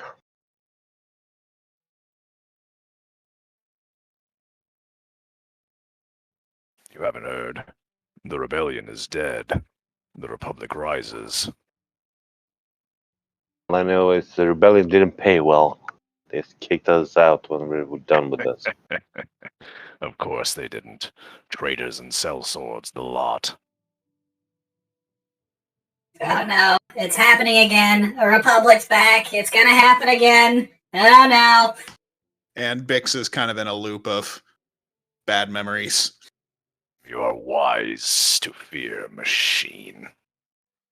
The Republic's return is nothing but ill news for this galaxy.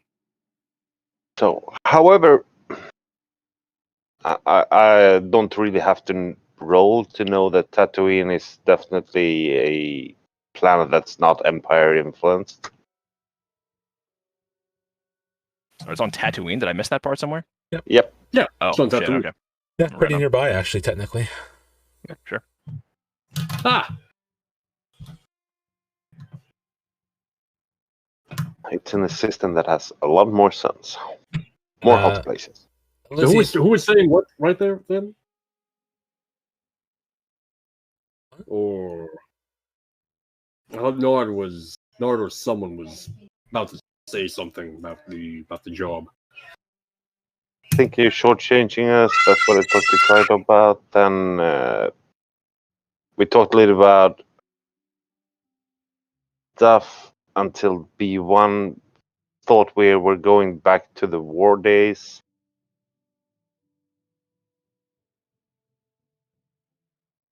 Little PTSD. Not P. Yeah, kind of political PTSD. Traska is not like thinks that we are hired to become thieves. I pause for a second.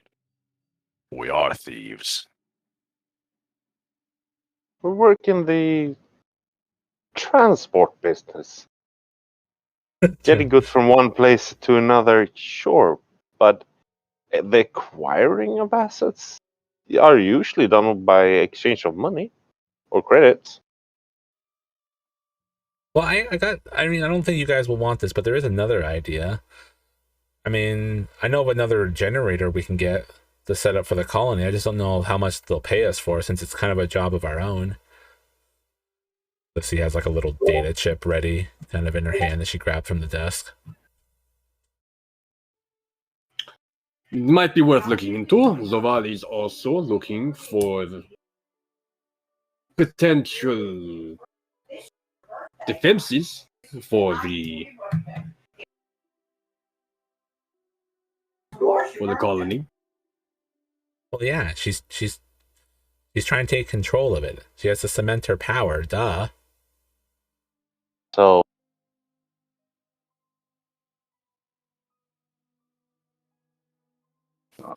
But how does one cement one's power? Like the Huts do it by just paying people off until they're.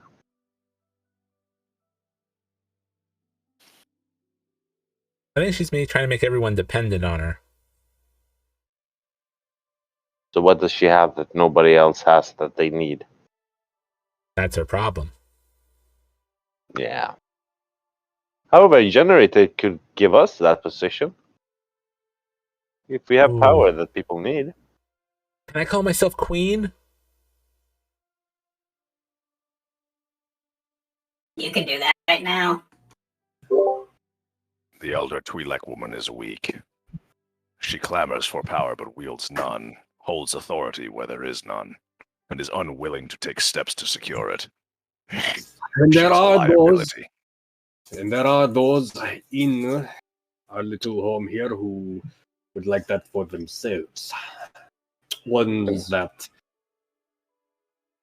will cause more of a problem for us. You may not like her, Tarka, but at the moment, she's the best bet for the kind of stability we all need. You misunderstand, Drakowsk. I am not suggesting we depose her. And I say that with the best conceivable air quotes I can manage, considering I have like 3 clawed fingers and like no opposable thumbs. I merely suggest that she is manipulable and weak and not to be trusted. I did not mean to imply you wanted to see her gone, but you raised an interesting point there. Desperation does give the chance to line our pocket, but this is still our home. Maybe going to take that medicine is not such a bad idea. That gives, but giving it to her for such little money when we can sell it ourselves or use it to help Bix in be a better performer of medical needs here.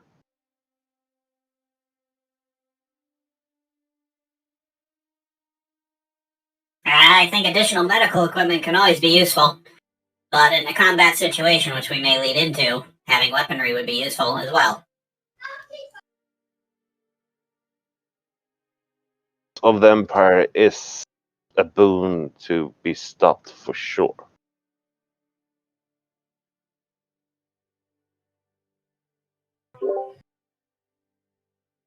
As they become more desperate, they may try and seek us out at some point. We have to be all sneaky like and maybe mask our approach and escape, I guess. Certainly it's worth a try. And if things do go wrong, perhaps we can acquire some additional weapons to sell to Miss Zova. We can always I heard this crazy idea once where you start to build a thing that can make an infinite energy source of the core of a planet, and then you can shoot laser beam out into space and kill planets.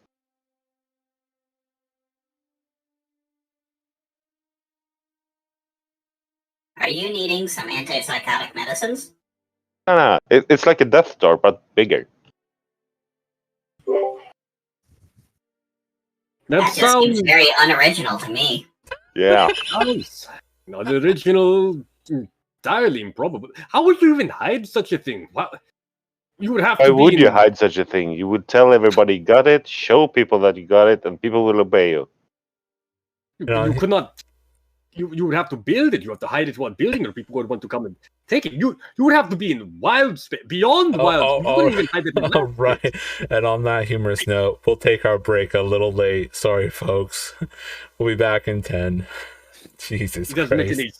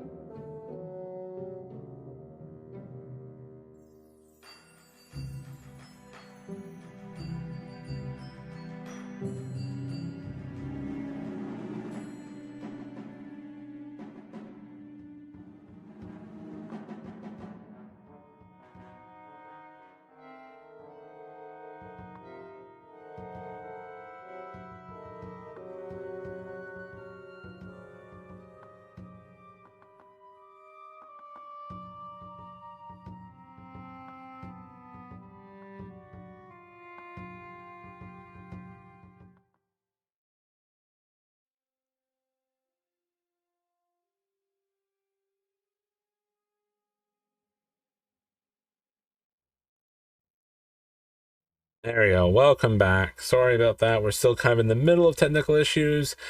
I'm going to have to move some frames around mid-session once he's back, but we're kind of here for now. Sorry. So where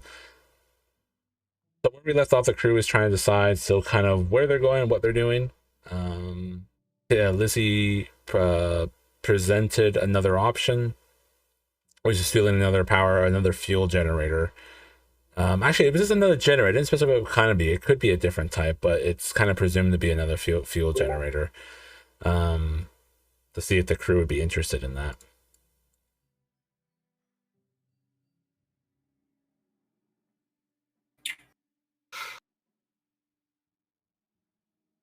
Yeah. What Having a generator would reduce the need for us to do frequent fuel runs and would allow us to pursue other routes.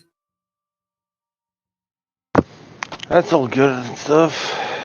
So let's see, where is that generator? Australia. Oh, well. Corellia? Yeah. I mean, I shake my head slowly at this. it's just gonna be, getting it through customs and all that stuff that, will hold us up and things that we should be trying to avoid anyways, because, normal paperworks that we're not gonna have and all that business. I recommend against anything in the inner core.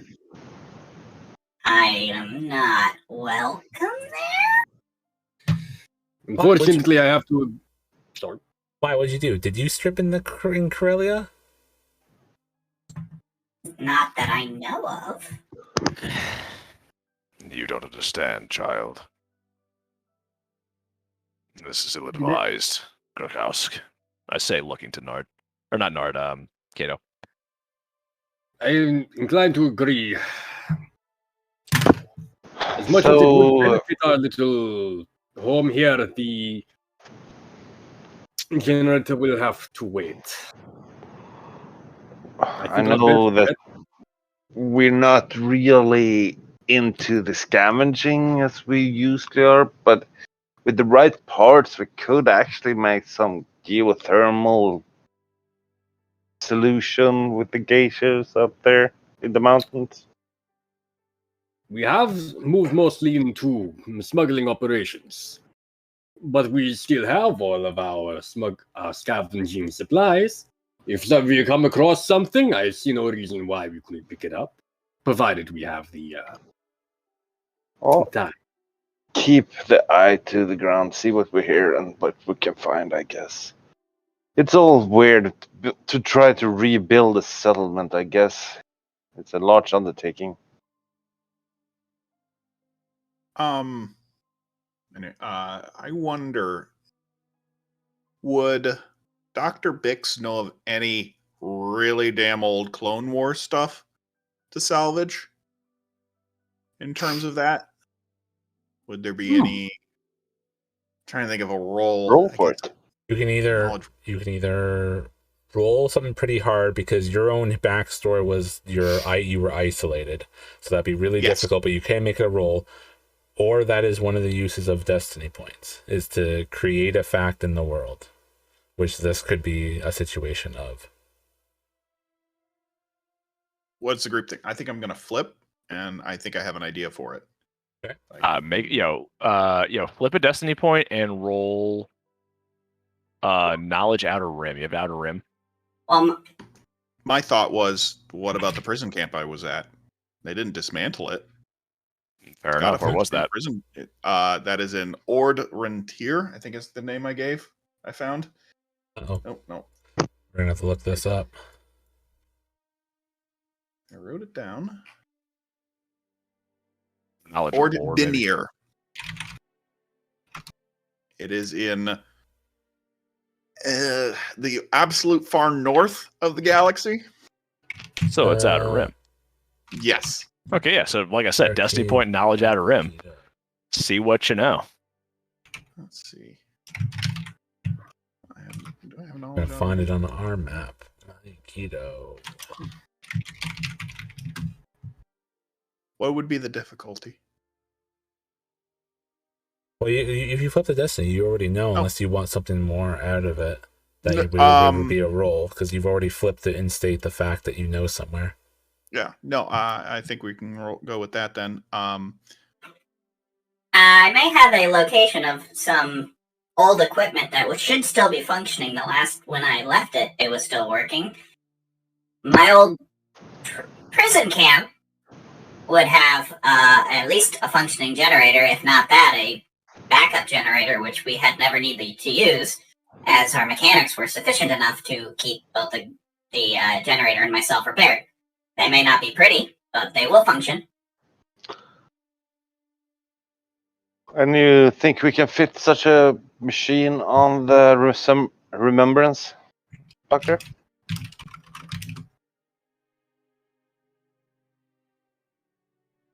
It is possible. We may have a tight squeeze, or it may be welded to the top of the ship.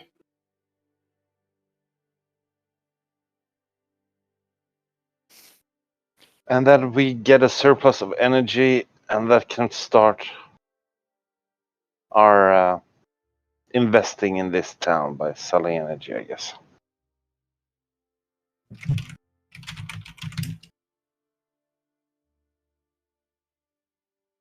You believe this position has not been scoured by the Republic, which then became the Empire already machine? Well, we were somewhat of an embarrassment, so we were closed off pretty quickly.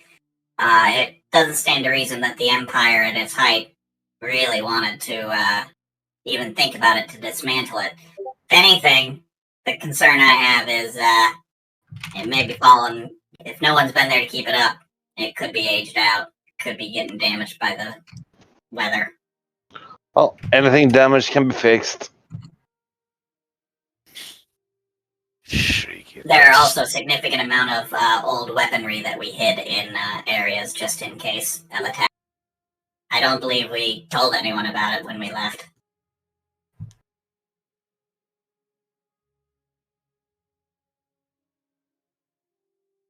Seen what Yomer went after he disembarked? Who's Jomer?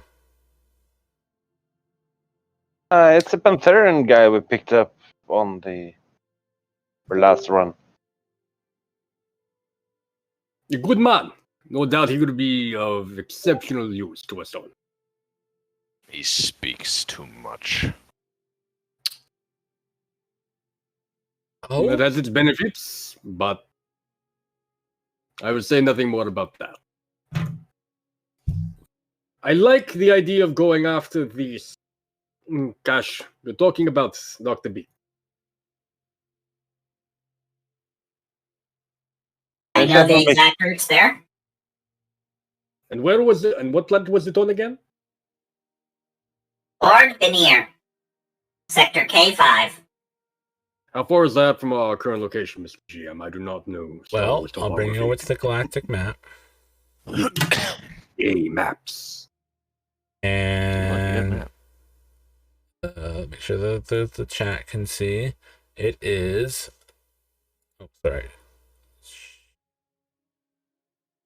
The Magito. Yeah, sure. Where are we? Way on the other side. Is that marked by that little red coin thingy? Further down, it's the ship icon. Oh, right. Yeah. Okay. So quite literally the other side of the galaxy. Quite literally, in this case. Beautiful. And it will.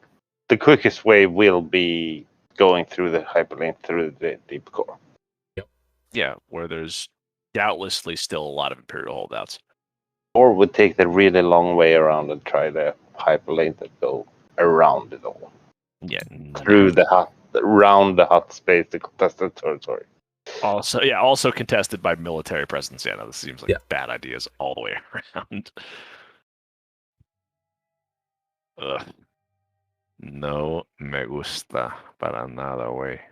So here's Tatooine. We might not even have to go through the Smuggler's Run or through the hyperspace. Yeah, I presume we're all kind of like around like a galaxy map at this point. He's like, oh, or Veneer or whatever it is. And we're like, okay, fine, whatever the fuck this is. We're all standing around a table. It probably flickers. The image doesn't hold consistent because you guys aren't that well. So the image is kind of has that kind of effect to it, but it's there, yeah. Too far. Much too far.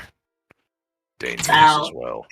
Our three plans seem to be raid a Tatooine garrison that is undermanned, and may be able to be relieved of both both medical supplies and possibly whatever weapons they have. We have the option of going to Corellia, and we have the option of going to a abandoned prison camp all the way on the other side of the galaxy. Tatooine is easiest. I have done work for the Empire, however unlikely it may be. I may have some influence. Regardless, stormtroopers are easy prey. A few of them will be nothing. We will take what we will and leave. Yeah, knocking stormtrooper heads has been a thing that Kato and myself has been doing once, at least.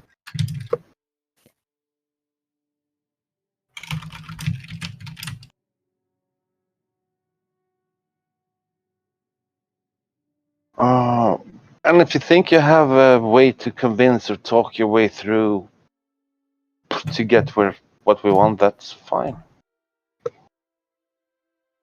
The Imperials? No, I'm afraid I cannot. No, say no, that. not you this time, Kato. But Oh? if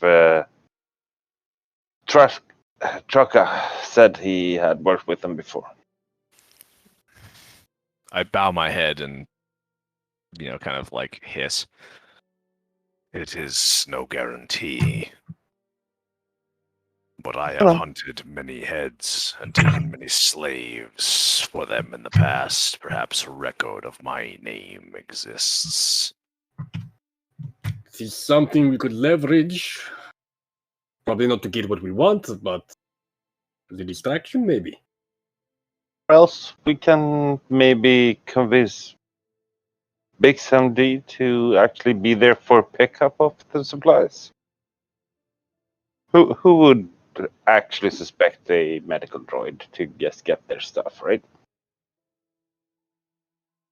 I have a feeling that the Empire would look upon me as a B1 battle droid before they would look upon me as a medical droid. Gonna work on that They dress. have to shoot me. What do you say, Lizzie? With the right dress, he'd definitely look like a medical droid, right? Counter offer for the organics. Do either of you two have a bounty on your head? Not anymore. What would you even suspect such a thing, Bix? I mean, I have one, kind of. But He is- your head is interchangeable.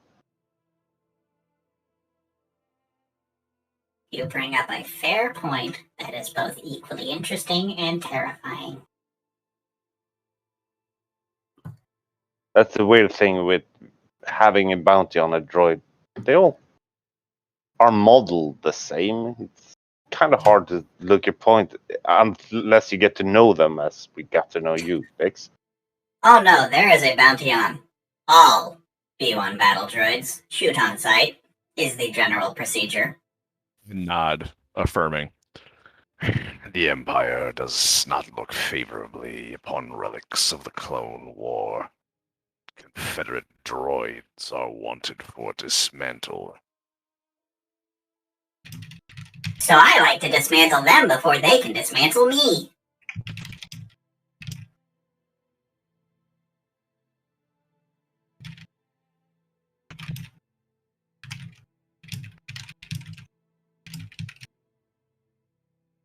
Have we worked on the ownership of you yet, XMD? Do you have any security papers, or are you your own person?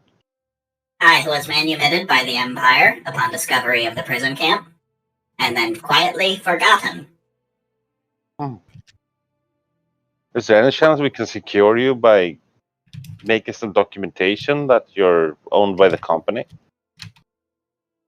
I am not excited about possibly being owned once again. Being freed is intoxicating in of itself. Well, as an employee, that's a kind of ownership. But having a owner gives you freedom to do stuff under the banner of us, which means that you cannot be shot on sight because you. Well, it's technical jargon, I guess. If I show my papers, I will legally be safe from stormtroopers. The problem is, Well- shoot on sight usually means shoot on sight. Yeah, if you show them your paper, you still get shot in the face, I guess. It They doesn't have really a work. tendency to shoot my papers. Yeah, I like laugh at this. Well, The maybe we just stormtroopers turn will you shortly into. destroy him. The sad part is they weren't aiming for my papers.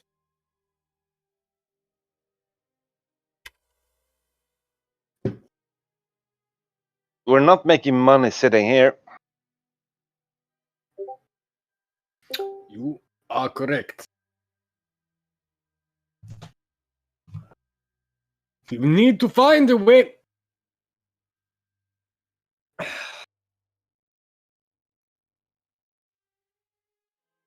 It seems most sensible that we proceed towards Tatooine. I agree. I'm in agreement. We can, Tatooine, if we can. if no one else has any objection. Any objection? There we are. I'll go back to the ship where the AC works.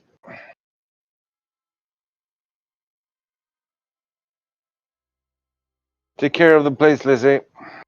As I was gonna say, always, I look towards like the young women in our presence. Have they just like shut up towards our talking about this? Like, are they just observing this? Like, what's their whole bit whilst we're discussing the battle plan here? Lizzie's listening intently. But Coco's keeping herself. Oh no, it's Kiza keeping herself busy with the computers, and Makoko's kind of at the door as kind of a bouncer. So they've been listening, but they have a habit because there's a bit of a residual effect from the fact that two of them are just recently freed slaves, like within just a handful of months. So it hasn't been that much time. So they're still showing symptoms of that type of thing, and they're not like barging in. Lizzie's the only one that will sometimes be active, but she was just letting you guys go and was just kind of bouncing around as everyone was talking and discussing things. Fair.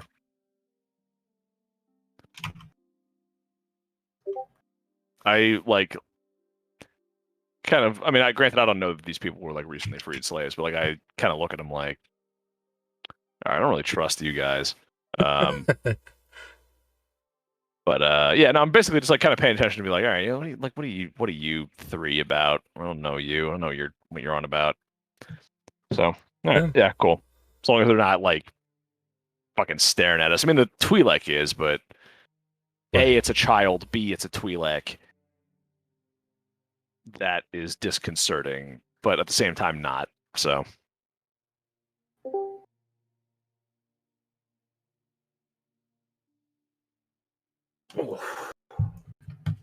Yeah, Lizzie's just so you guys decide on the Tatooine approach more or less because the other paths seem that much more hectic and Absolutely. Push comes to shove, we can figure something out on Tatooine. There's always someone to rob on Tatooine. Yeah, you're robbing the Imperials. I'm in. More or less. It's like the Republic all over again. I'm gonna shoot them. The Empire was mostly fine. Like my character's not like he's not like an Imperial sympathizer, but he definitely isn't like anti-Imperial. I mean, he's like, yeah, they were fine. They did a thing. I get Slowly, that. I think slowly but those surely thinking fucking Dr. Bix is anarchist. Sorry. Fair enough. Yeah, I think Lizzie, as much as she was also learning, I think she was probably also on the side, like sketching out like a dress, and then she grabbed something that constitutes like a measuring tape and has been like putting it around Sizing Bix. up Dr. Bix. Yeah, sizing up Bix while the chat's been going on, like the waist and bust and and all that, trying to like figure out numbers and like jotting it down on just like a scrap of paper. Dura sheet, as My apparently it's left called. arm is slightly bigger than my right arm. I've noticed that. What is with that? I thought you guys are all like uniform. I was, and then I got improved and repaired. And he actually hits a button on the side, and a plasma shield pops up. She gonna sometimes like, but why don't you have it on the other arm?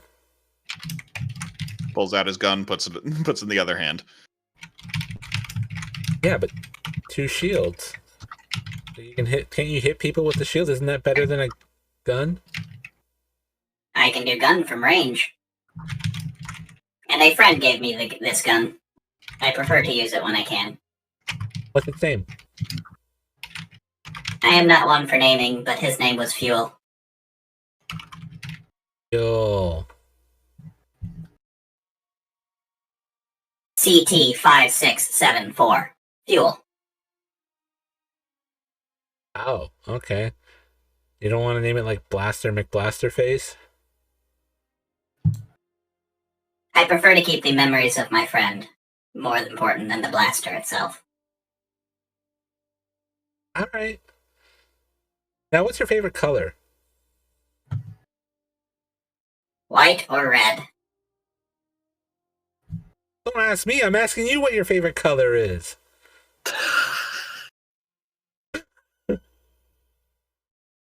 Then white. Okay, But red okay. hides blood, which is equally nice. But white is preferred. Well, you're not supposed to get the dress dirty. You have seen what we do for business, right? Do you even bleed, though? Other people do. Red hides only the blood of clones, I say with like a grim smile on my face. I saw many of that over the years. Do clones bleed red blood? I thought they bled like cloning fluid.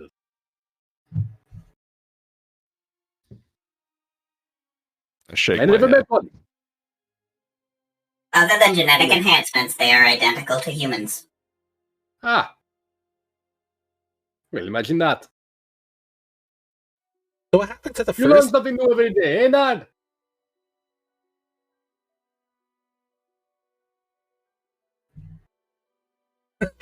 Just nothing. He All right. sits, sipping his drink, imagining profits and prostitution. Prostitution. Prostitution. Oh no. Prostitution. So while you guys are gone, like, is there some certain types of jobs you want us to try to find more than just, moving things around? Like anything specific within that, or just anything? Because I mean, everyone's they want their free job stuff. Nope. We need high pay, moving things around jobs, Lizzie.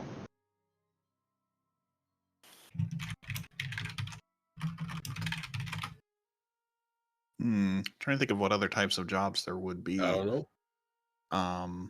Besides just trying to get more people here to do like specialist work, including like mining and surveying. I mean, do we like moving But that's- weapons and stuff?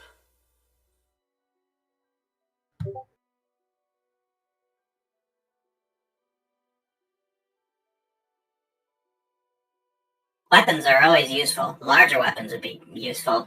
A shield generator would also be useful, but that would only be useful after a major generator.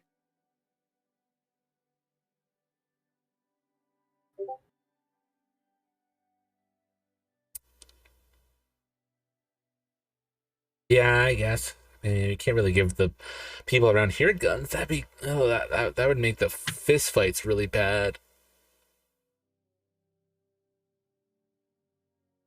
I will admit, it is nice not having to heal blaster wounds. For now. Are you guys gonna get like a new? Or is this colony gonna get a medic or something? Because like, I mean, you bring the medic with you all the time.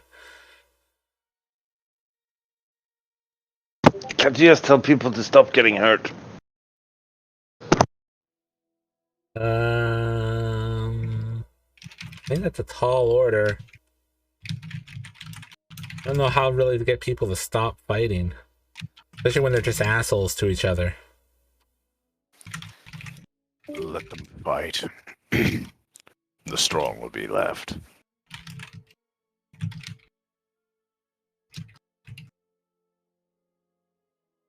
True. A lot of them are pretty weak, aren't they? Yes. I say with like a pointed look at this child. It can learn.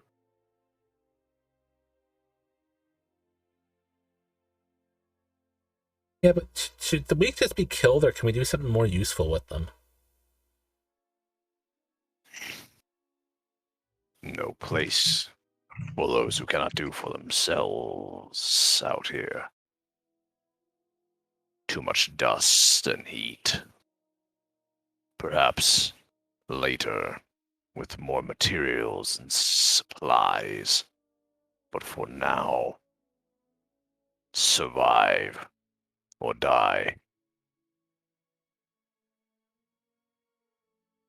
If No, I may listen. suggest something, may want to enroll some of the less useful people in a surveying expeditions to understand what resources we may or may not have. Or they get lost and we don't need them anymore.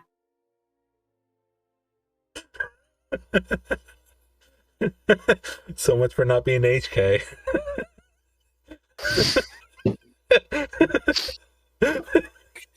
Trying to be a little more like, more just me. Then Yeah, he's let's a kill medical everyone. droid, not a humanitarian. Jesus Christ. You'd have to be human to be humanitarian. Precisely, which you are not. All right, you got me there. Well, that's the same thing we use robots for, right? We send them to do stuff, and if they don't come back, they just wasn't useful. Yes, but we see few droids here. Except for this one, who proves useful in spite of himself. He'll look really Thanks, good. that's what the droid said. Clones, clowns. I mean, he's gonna look really good in a dress too soon, so that will even be more use. Now we'll have like entertainment. Brown I chicken, was brown not cow. programmed with dancing routines, so I will apologize ahead of time. We can work on that. We can teach you that, right, girls? We can teach you dancing stuff. Did the other women respond to that? Uh,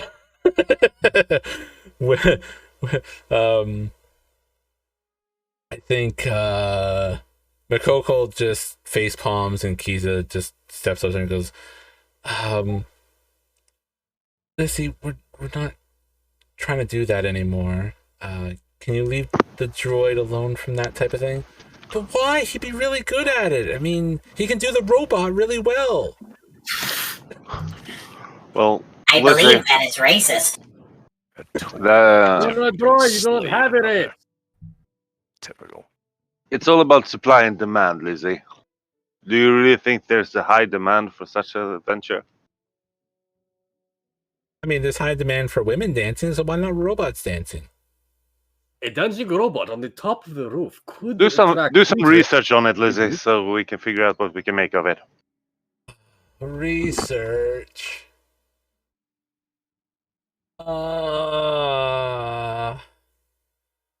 He's like, go do research for me. We're not doing that, Lissy. Just stop. Go check to see if there's more business offers on the computer. What? I'm trying to... Oh, fine. You're back. Get into like a back room. Right. I think Lizzie had the right idea. Trying to make money where it is now.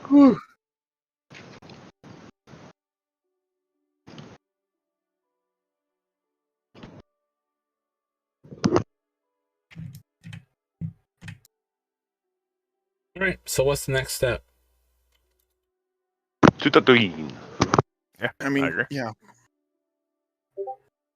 We'll want to probably survey it when we get there. Any preparations beforehand? Yeah, I mean, if I can personally, I want to go check out this Bounty Hunters Guild and like talk to the people that are over there and just kind of get a sense of like what these dudes are like and Sure. what they're about. Yeah, fair enough. You can head over there. It's, public, even though not a lot of people actually hang by it, but so there isn't a ton of normal traffic, but there's still obviously all the usual types that are fitting into that atmosphere traffic around there.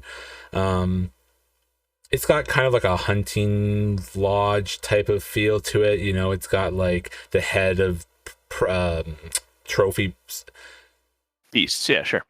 Yeah, trophies and head mounts and stuff of praise and stuff that they've gotten mounted up along the wall, and sometimes like not survival gear, but like hunting gear and stuff like that will be peppered up. I mean, there's probably like not a gift shop, but there is essentially like a store for equipment for hunts and whatnot that they have shop, right there. Yeah, sure. It's not the most well-stocked pro shop, but it's actually all right. I mean, it's compared to the rest of the colony, it actually holds up okay. They got some sort of like actually, no, they probably don't have really music playing. I imagine they probably do have a feed of some like gladiatorial combat from on another world that's being hosted right now, and they have like a really shitty staticky feed on it on one of the like display screens. And it's like basically it's mostly just like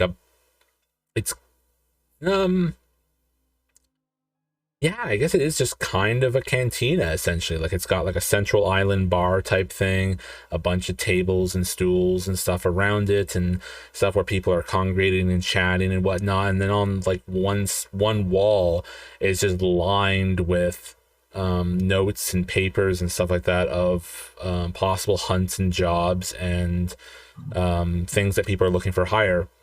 Like just across it and they're like measured in terms of difficulty from like 1 to 5 star difficulty jobs. And there's not a lot of 5 stars because those are like basically like legendary hunts type of thing, but there's still a couple posted there. Most of them sit in like the 2-star range, and then kind of goes from there. And they're moderately well filled. I mean, it seems like there's some flow to it because it is hectic time, so there is a lot of flow of traffic of opportunities and jobs.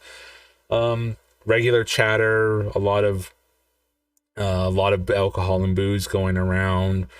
It doesn't really seem... Oh, I lost Andreas. It doesn't seem all that, like, uncivilized. And, maybe in some ways, maybe even arguably more comfortable scene for you compared to, like, other previous ones. It's still hot, though, but, I mean, you don't really care too much about that. But, like, they don't have any, like, conditioning or anything to the air. It's not... I mean, it might not even be fully enclosed. I think maybe, like, one wall of it is just like an open balcony, but it faces away from the rest of the colony, so it doesn't actually view them. It just kind of has a view just of out into the desert. Right? Yeah, out to the canyon and the river rushing below type of thing. Okay, cool. So I guess I'll just wander in. What is the general environment like? Is it like mostly placid, or is this kind of like a rough and tumble, like people drinking, arguing, maybe fighting kind of place? A lot of drinking and talking, so there's a good buzz of stuff. A lot of people trying to be boisterous and storytelling of their adventures and their hunts and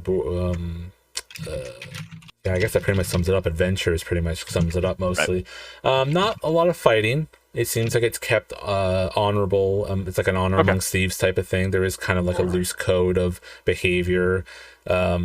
Either people don't come in with many guns, or they're like taken off at the door. So you don't notice many people having more than like pistols on them. Like no one's toting around vibro axes and rifles and repeaters or anything like that. Like it's all nothing big and nasty. No, it's the bartenders are kind of working their butts off. There's like 2 of them trying to keep up with all the orders, so there's a kind of a good flow of that. And of course, the dentist is around that screen watching the gladiatorial fights, and they're like throwing stuff at the screen and shouting and whatnot as the fight goes on. And okay, so am I like stopped at the door to check my weapons or no? Yeah, there's probably like a Gamorrean that like asks for anything overly sized. Again, that's not pistols or knives to be either left behind, or they'll take it as like a coat check. All right, so my vibro sword is I mean, in game terms, is a Ripper power sword. It's a large two-handed. If you saw the YouTube video, it's like a giant, like falchion, big fucking thing. Yeah. Is that Yeah, they would presumably left behind? Yeah, Okay. they would ask that. And either then be left is my wrist-mounted pistol allowed? It's like a big. It's a C10. It's a Dragon Eye Reaper. It's like a big, heavy fucking pistol. No. Essentially a 50 cal Desert Eagle mounted to my wrist. Oh boy, that would be kind of neat, wouldn't it? That's it. No, they don't seem to mind that too much. I mean, they're not like they don't love it, but they don't ask you to remove it. They're not going to make me take it off. Yeah, the Okay. blade though. That concerns me more than if they ask me to remove the blaster, because this is like an honor weapon passed down to my family. I regrettably surrender it. I mean, this seems to me like a hunting lodge, right? This is like a place of honor where people are like doing hunting things, and like these are my people, right? These are the people that I associate with. So I willingly surrender my weapon, and I pointedly look at like this big dumb fucking pig that has taken my prized sword. Don't lose that.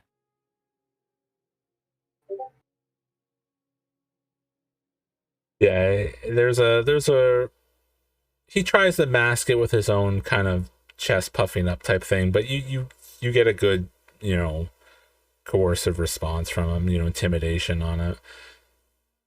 Put it aside proper somewhere. Right. And allow you entry. Cool. Yeah, then I'm going in. I want to have a drink, get the general feel of the room, and then try to figure out who runs this place. Who's like the head honcho, guy in charge. Okay. Phantom, I believe, was mentioned earlier. Yeah, give me a 3 purple perception, because it is kind of busy and buzzing with conversation and.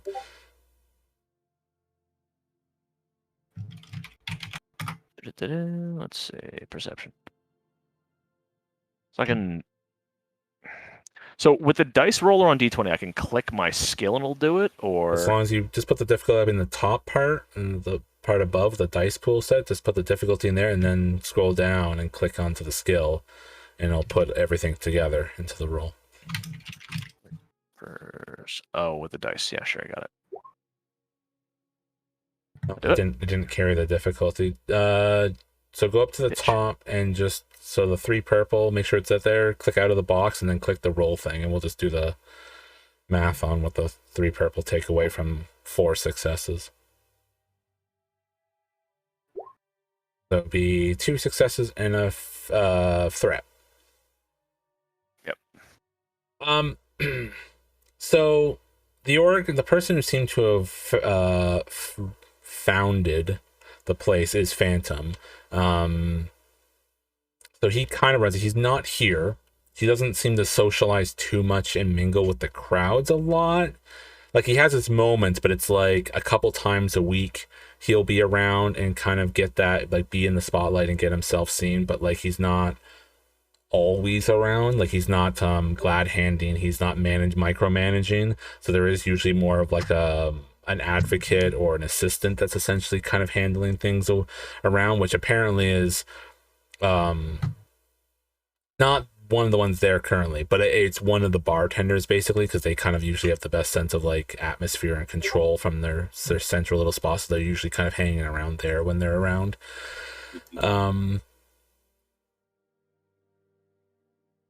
That's pretty much who can control. Phantom's been doing this ever since. He's been kind of pulling people in. He's spread the word. He's got a lot of people that's come from this corner of the galaxy who want to make use of jobs.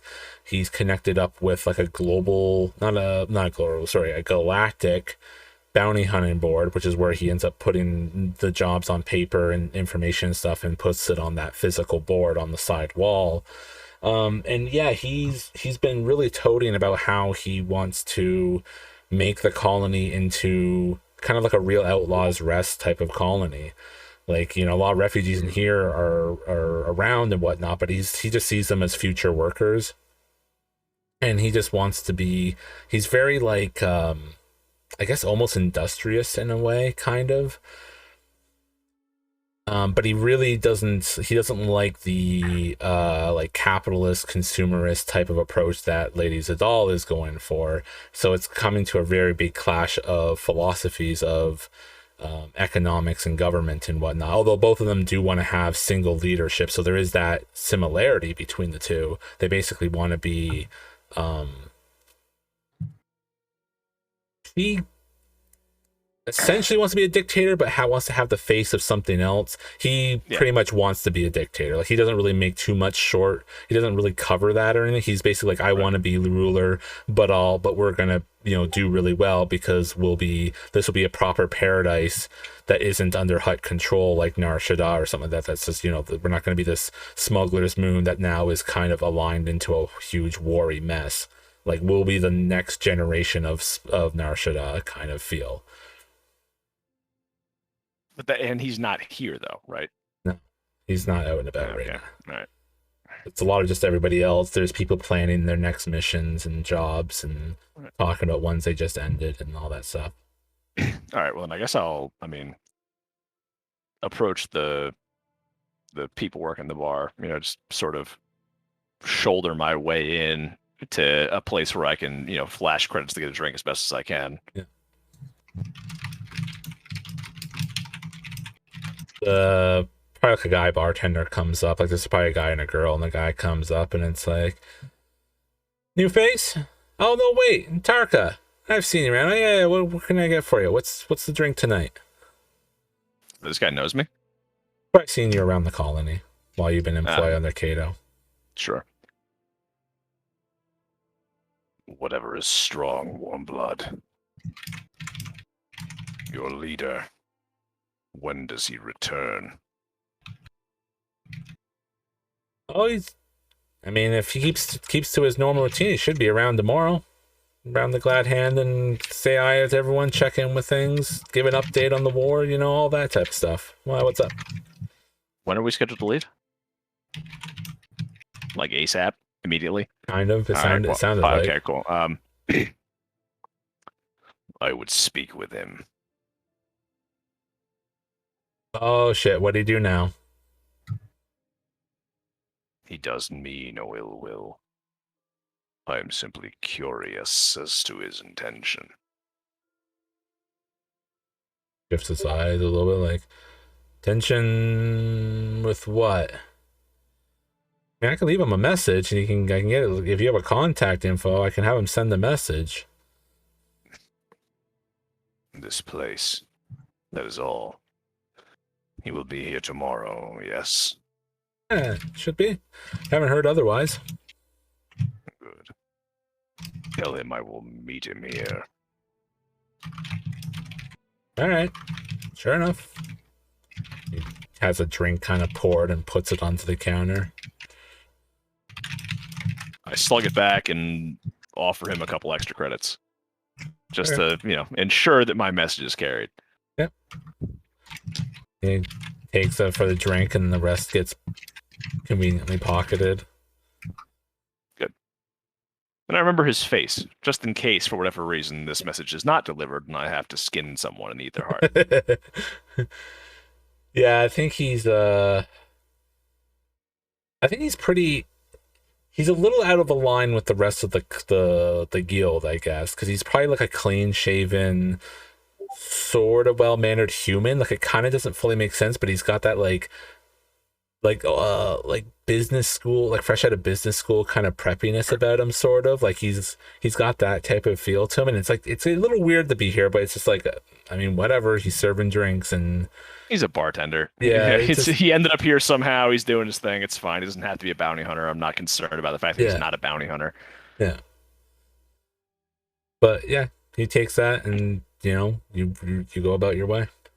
Fine. Yeah, then I guess without taking up too much more time for myself, I'll just kind of hang out here and just generally, like mingle lightly, maybe talk superficially with the people around me, just kind of get the feel of the room, see what the people here are about, spend a little time in the area, get my bearings, and then otherwise, move the camera away from me.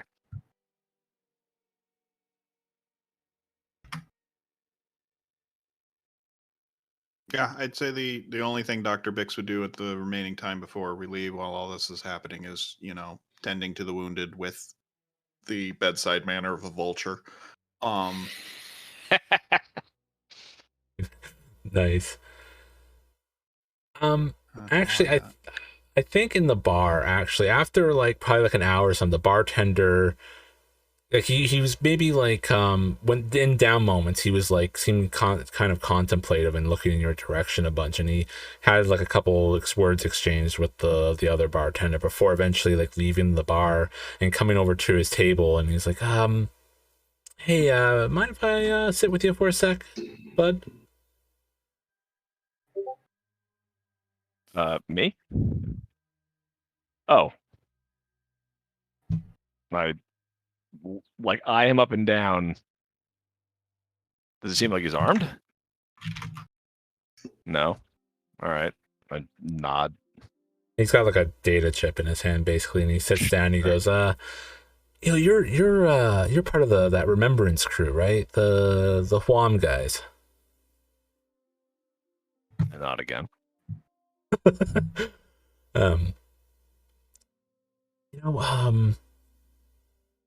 I I know this is kind of weird because we normally put this stuff onto the board, but we kind of want to keep some stuff a little quiet. I wonder if you guys would maybe want a job from us. Maybe for some favor with the boss, and some money we can toss your way. I look at the data stick that he's presumably kind of like palming discreetly on the table. Yeah, he's still kind of holding on to it under his palm. Yeah. I cannot speak for the captain. Well, no, I'm not saying speed. Just maybe run it by him. And there's just there's someone of importance we want. We're pretty sure we know where they are, and they should be an easy pickup. And if they crossed the boss a little bit ago, and I mean, you guys move stuff through places, and if you could grab them for us and bring them back here so that we can get some Hangman justice done.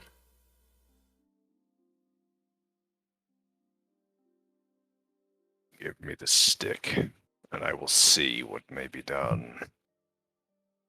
Sure, yeah. Slides it forward, and it's like, I'll get you another drink. It's on me. And he gets up and heads back to the bar.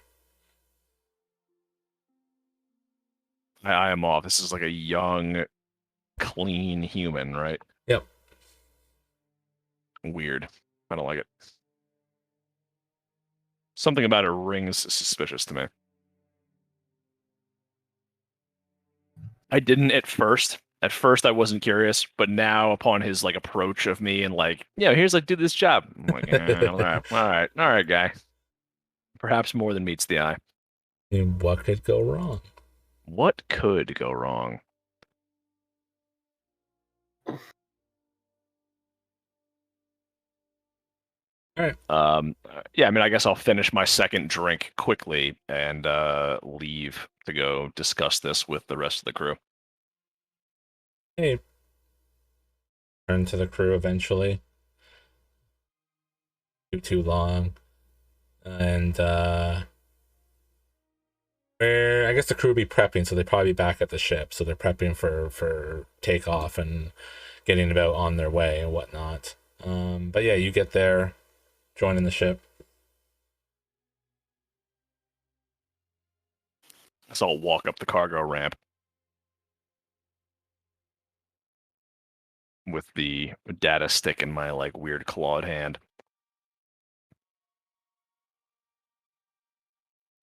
I must humbly request, House, that we delay until tomorrow afternoon at least. I am to meet with this phantom character. He has offered us work. And I put forth the data stick. I like taking it and I'm going to plug into like my little data pad. Yeah, an image. What do I see? An image of like a reasonably well armed bounty hunter type person kind of comes up in like wireframe look. And it kind of gives like maybe a short list of accomplishments and hunts that they've been on. And yeah, like maybe like it comes with a still shot of a face or whatever that you can identify by. And it just kind of and it just basically has kind of a last seen on Narcaga. It's obtain and retrieve. Narcaga.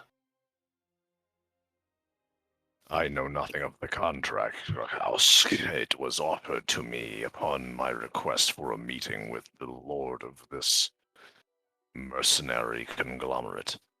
It is a bit out of the way from Tatooine. As I understand, it is not to be completed immediately, but is rather an open contract offered to us. But you need to meet with them before the contract is accepted. No, this is for personal reasons. I would rather understand why we work for this man and that who is the he is. And that is the reason for the delay. Yes. Is there a price listed on this bounty? Yeah, is there? I don't know. Yeah. Yeah. No, I'm asking. 15 grand. 15 grand. Not bad. Man, I really am lowballing on some prices, aren't I? Sometimes. I don't know Star Wars money. Well, this is why you have skills that let you roll things to say, Roll I know this negotiation amount of first. money. Oh, that's terrible. That's terrible role playing. GM, I'd like to roll this, figure out how much I know about this. No, I will simply learn the hard way of how much is meant to be. Fair enough. Hey, I mean, you're the guy making the decisions, man. I don't give a shit. I'm just out here because, like, you rescued me from dying on a slave planet.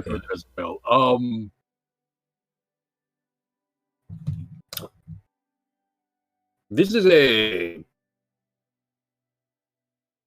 decent sum of credits you're being offered for this. Shall I accept?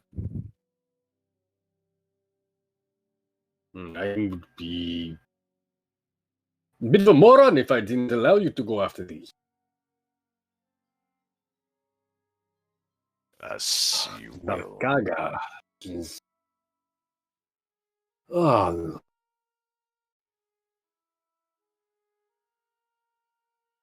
Yeah, the last business we did there was not the most unfortunate.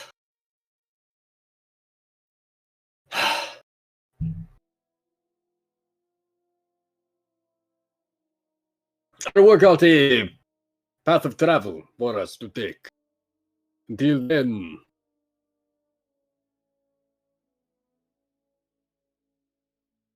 you have short leave, I suppose. We'll delay our departure a day for you. We shall meet with this phantom.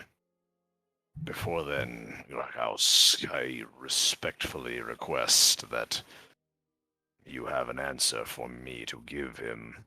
I suspect that he shall want one when we meet. Phantom offered this to you. His man. Not personally, but he will be Same there difference, tomorrow. really. That is interesting. And as for an answer, I have no issues accepting his job, but it was offered to you. On behalf of the Remembrance, as I am crew, and was known as such.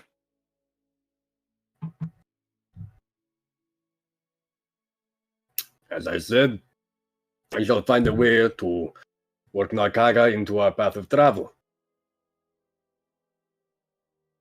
What is the state of Narcaga right now? I remember it was another planet that had been attacked by the Imperial. Narhaska was after you The guys Haska, left. that was it. You basically lured them there. Mhm. Yeah. Kaga was where you met Haral or reunited with Haral. That's where Hood was dropped off. Really? That's where then you relocated Hood and where Spectre Mason was left on. That's Kaga. All I remember about it was, I thought that was just where we delivered the Rancor to. No, the Rancor was on Nar Shaddaa. Man, too many Nars. There's too many. There's 3 Nars. So many Nars. Yeah, yeah. Arts and Too nows. many Nars. We did a lot of work. Run out of space.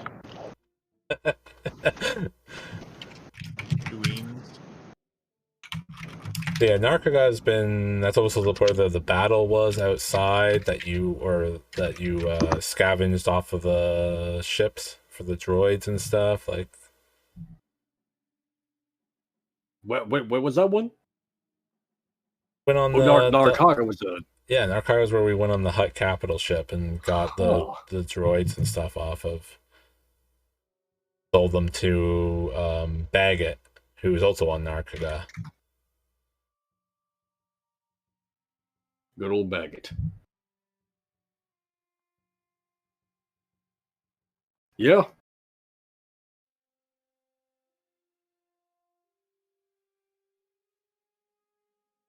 Yeah, I don't know if there's much more there. Is there anything I'm missing from this scare? Not that I'm aware of, no. Pretty much just that I was offered this contract on this place by virtue of the fact that I'm a known crew member of the Remembrance, and I had requested to meet with this Phantom guy, and he'll be there tomorrow morning. He'll be there tomorrow at some point in time, and I understand that he'll be there in the morning at the very least, so I requested a meeting with him, and here we are. All right.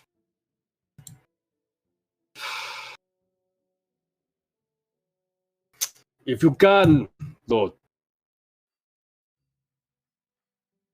Taka,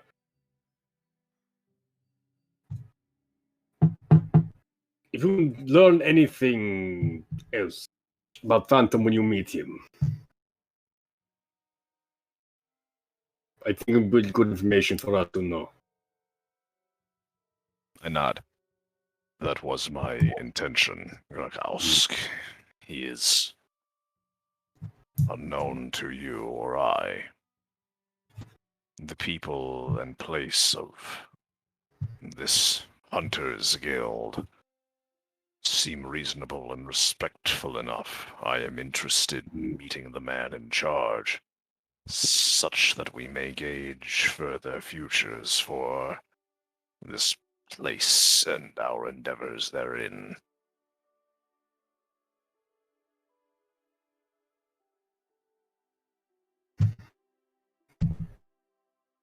Yeah. I don't think Cater has any more to add to that. Well, I think in light of things, since we can't jump to Jomer for his bit of the rest of the day, and we can't really go too far without it, I think we'll just wrap up a little early this week, and call it. So about only 24 or so minutes, not really too bad. Just a hand out of the darkness. The hand of Nord! Thank you all for being here. I hope you enjoyed it. We'll be back next week with episode 3 and hopefully not as much technical issues. Until then, and I'll have the VOD up probably by the weekend. So until then, guys, take it easy. Who doesn't shoot at all?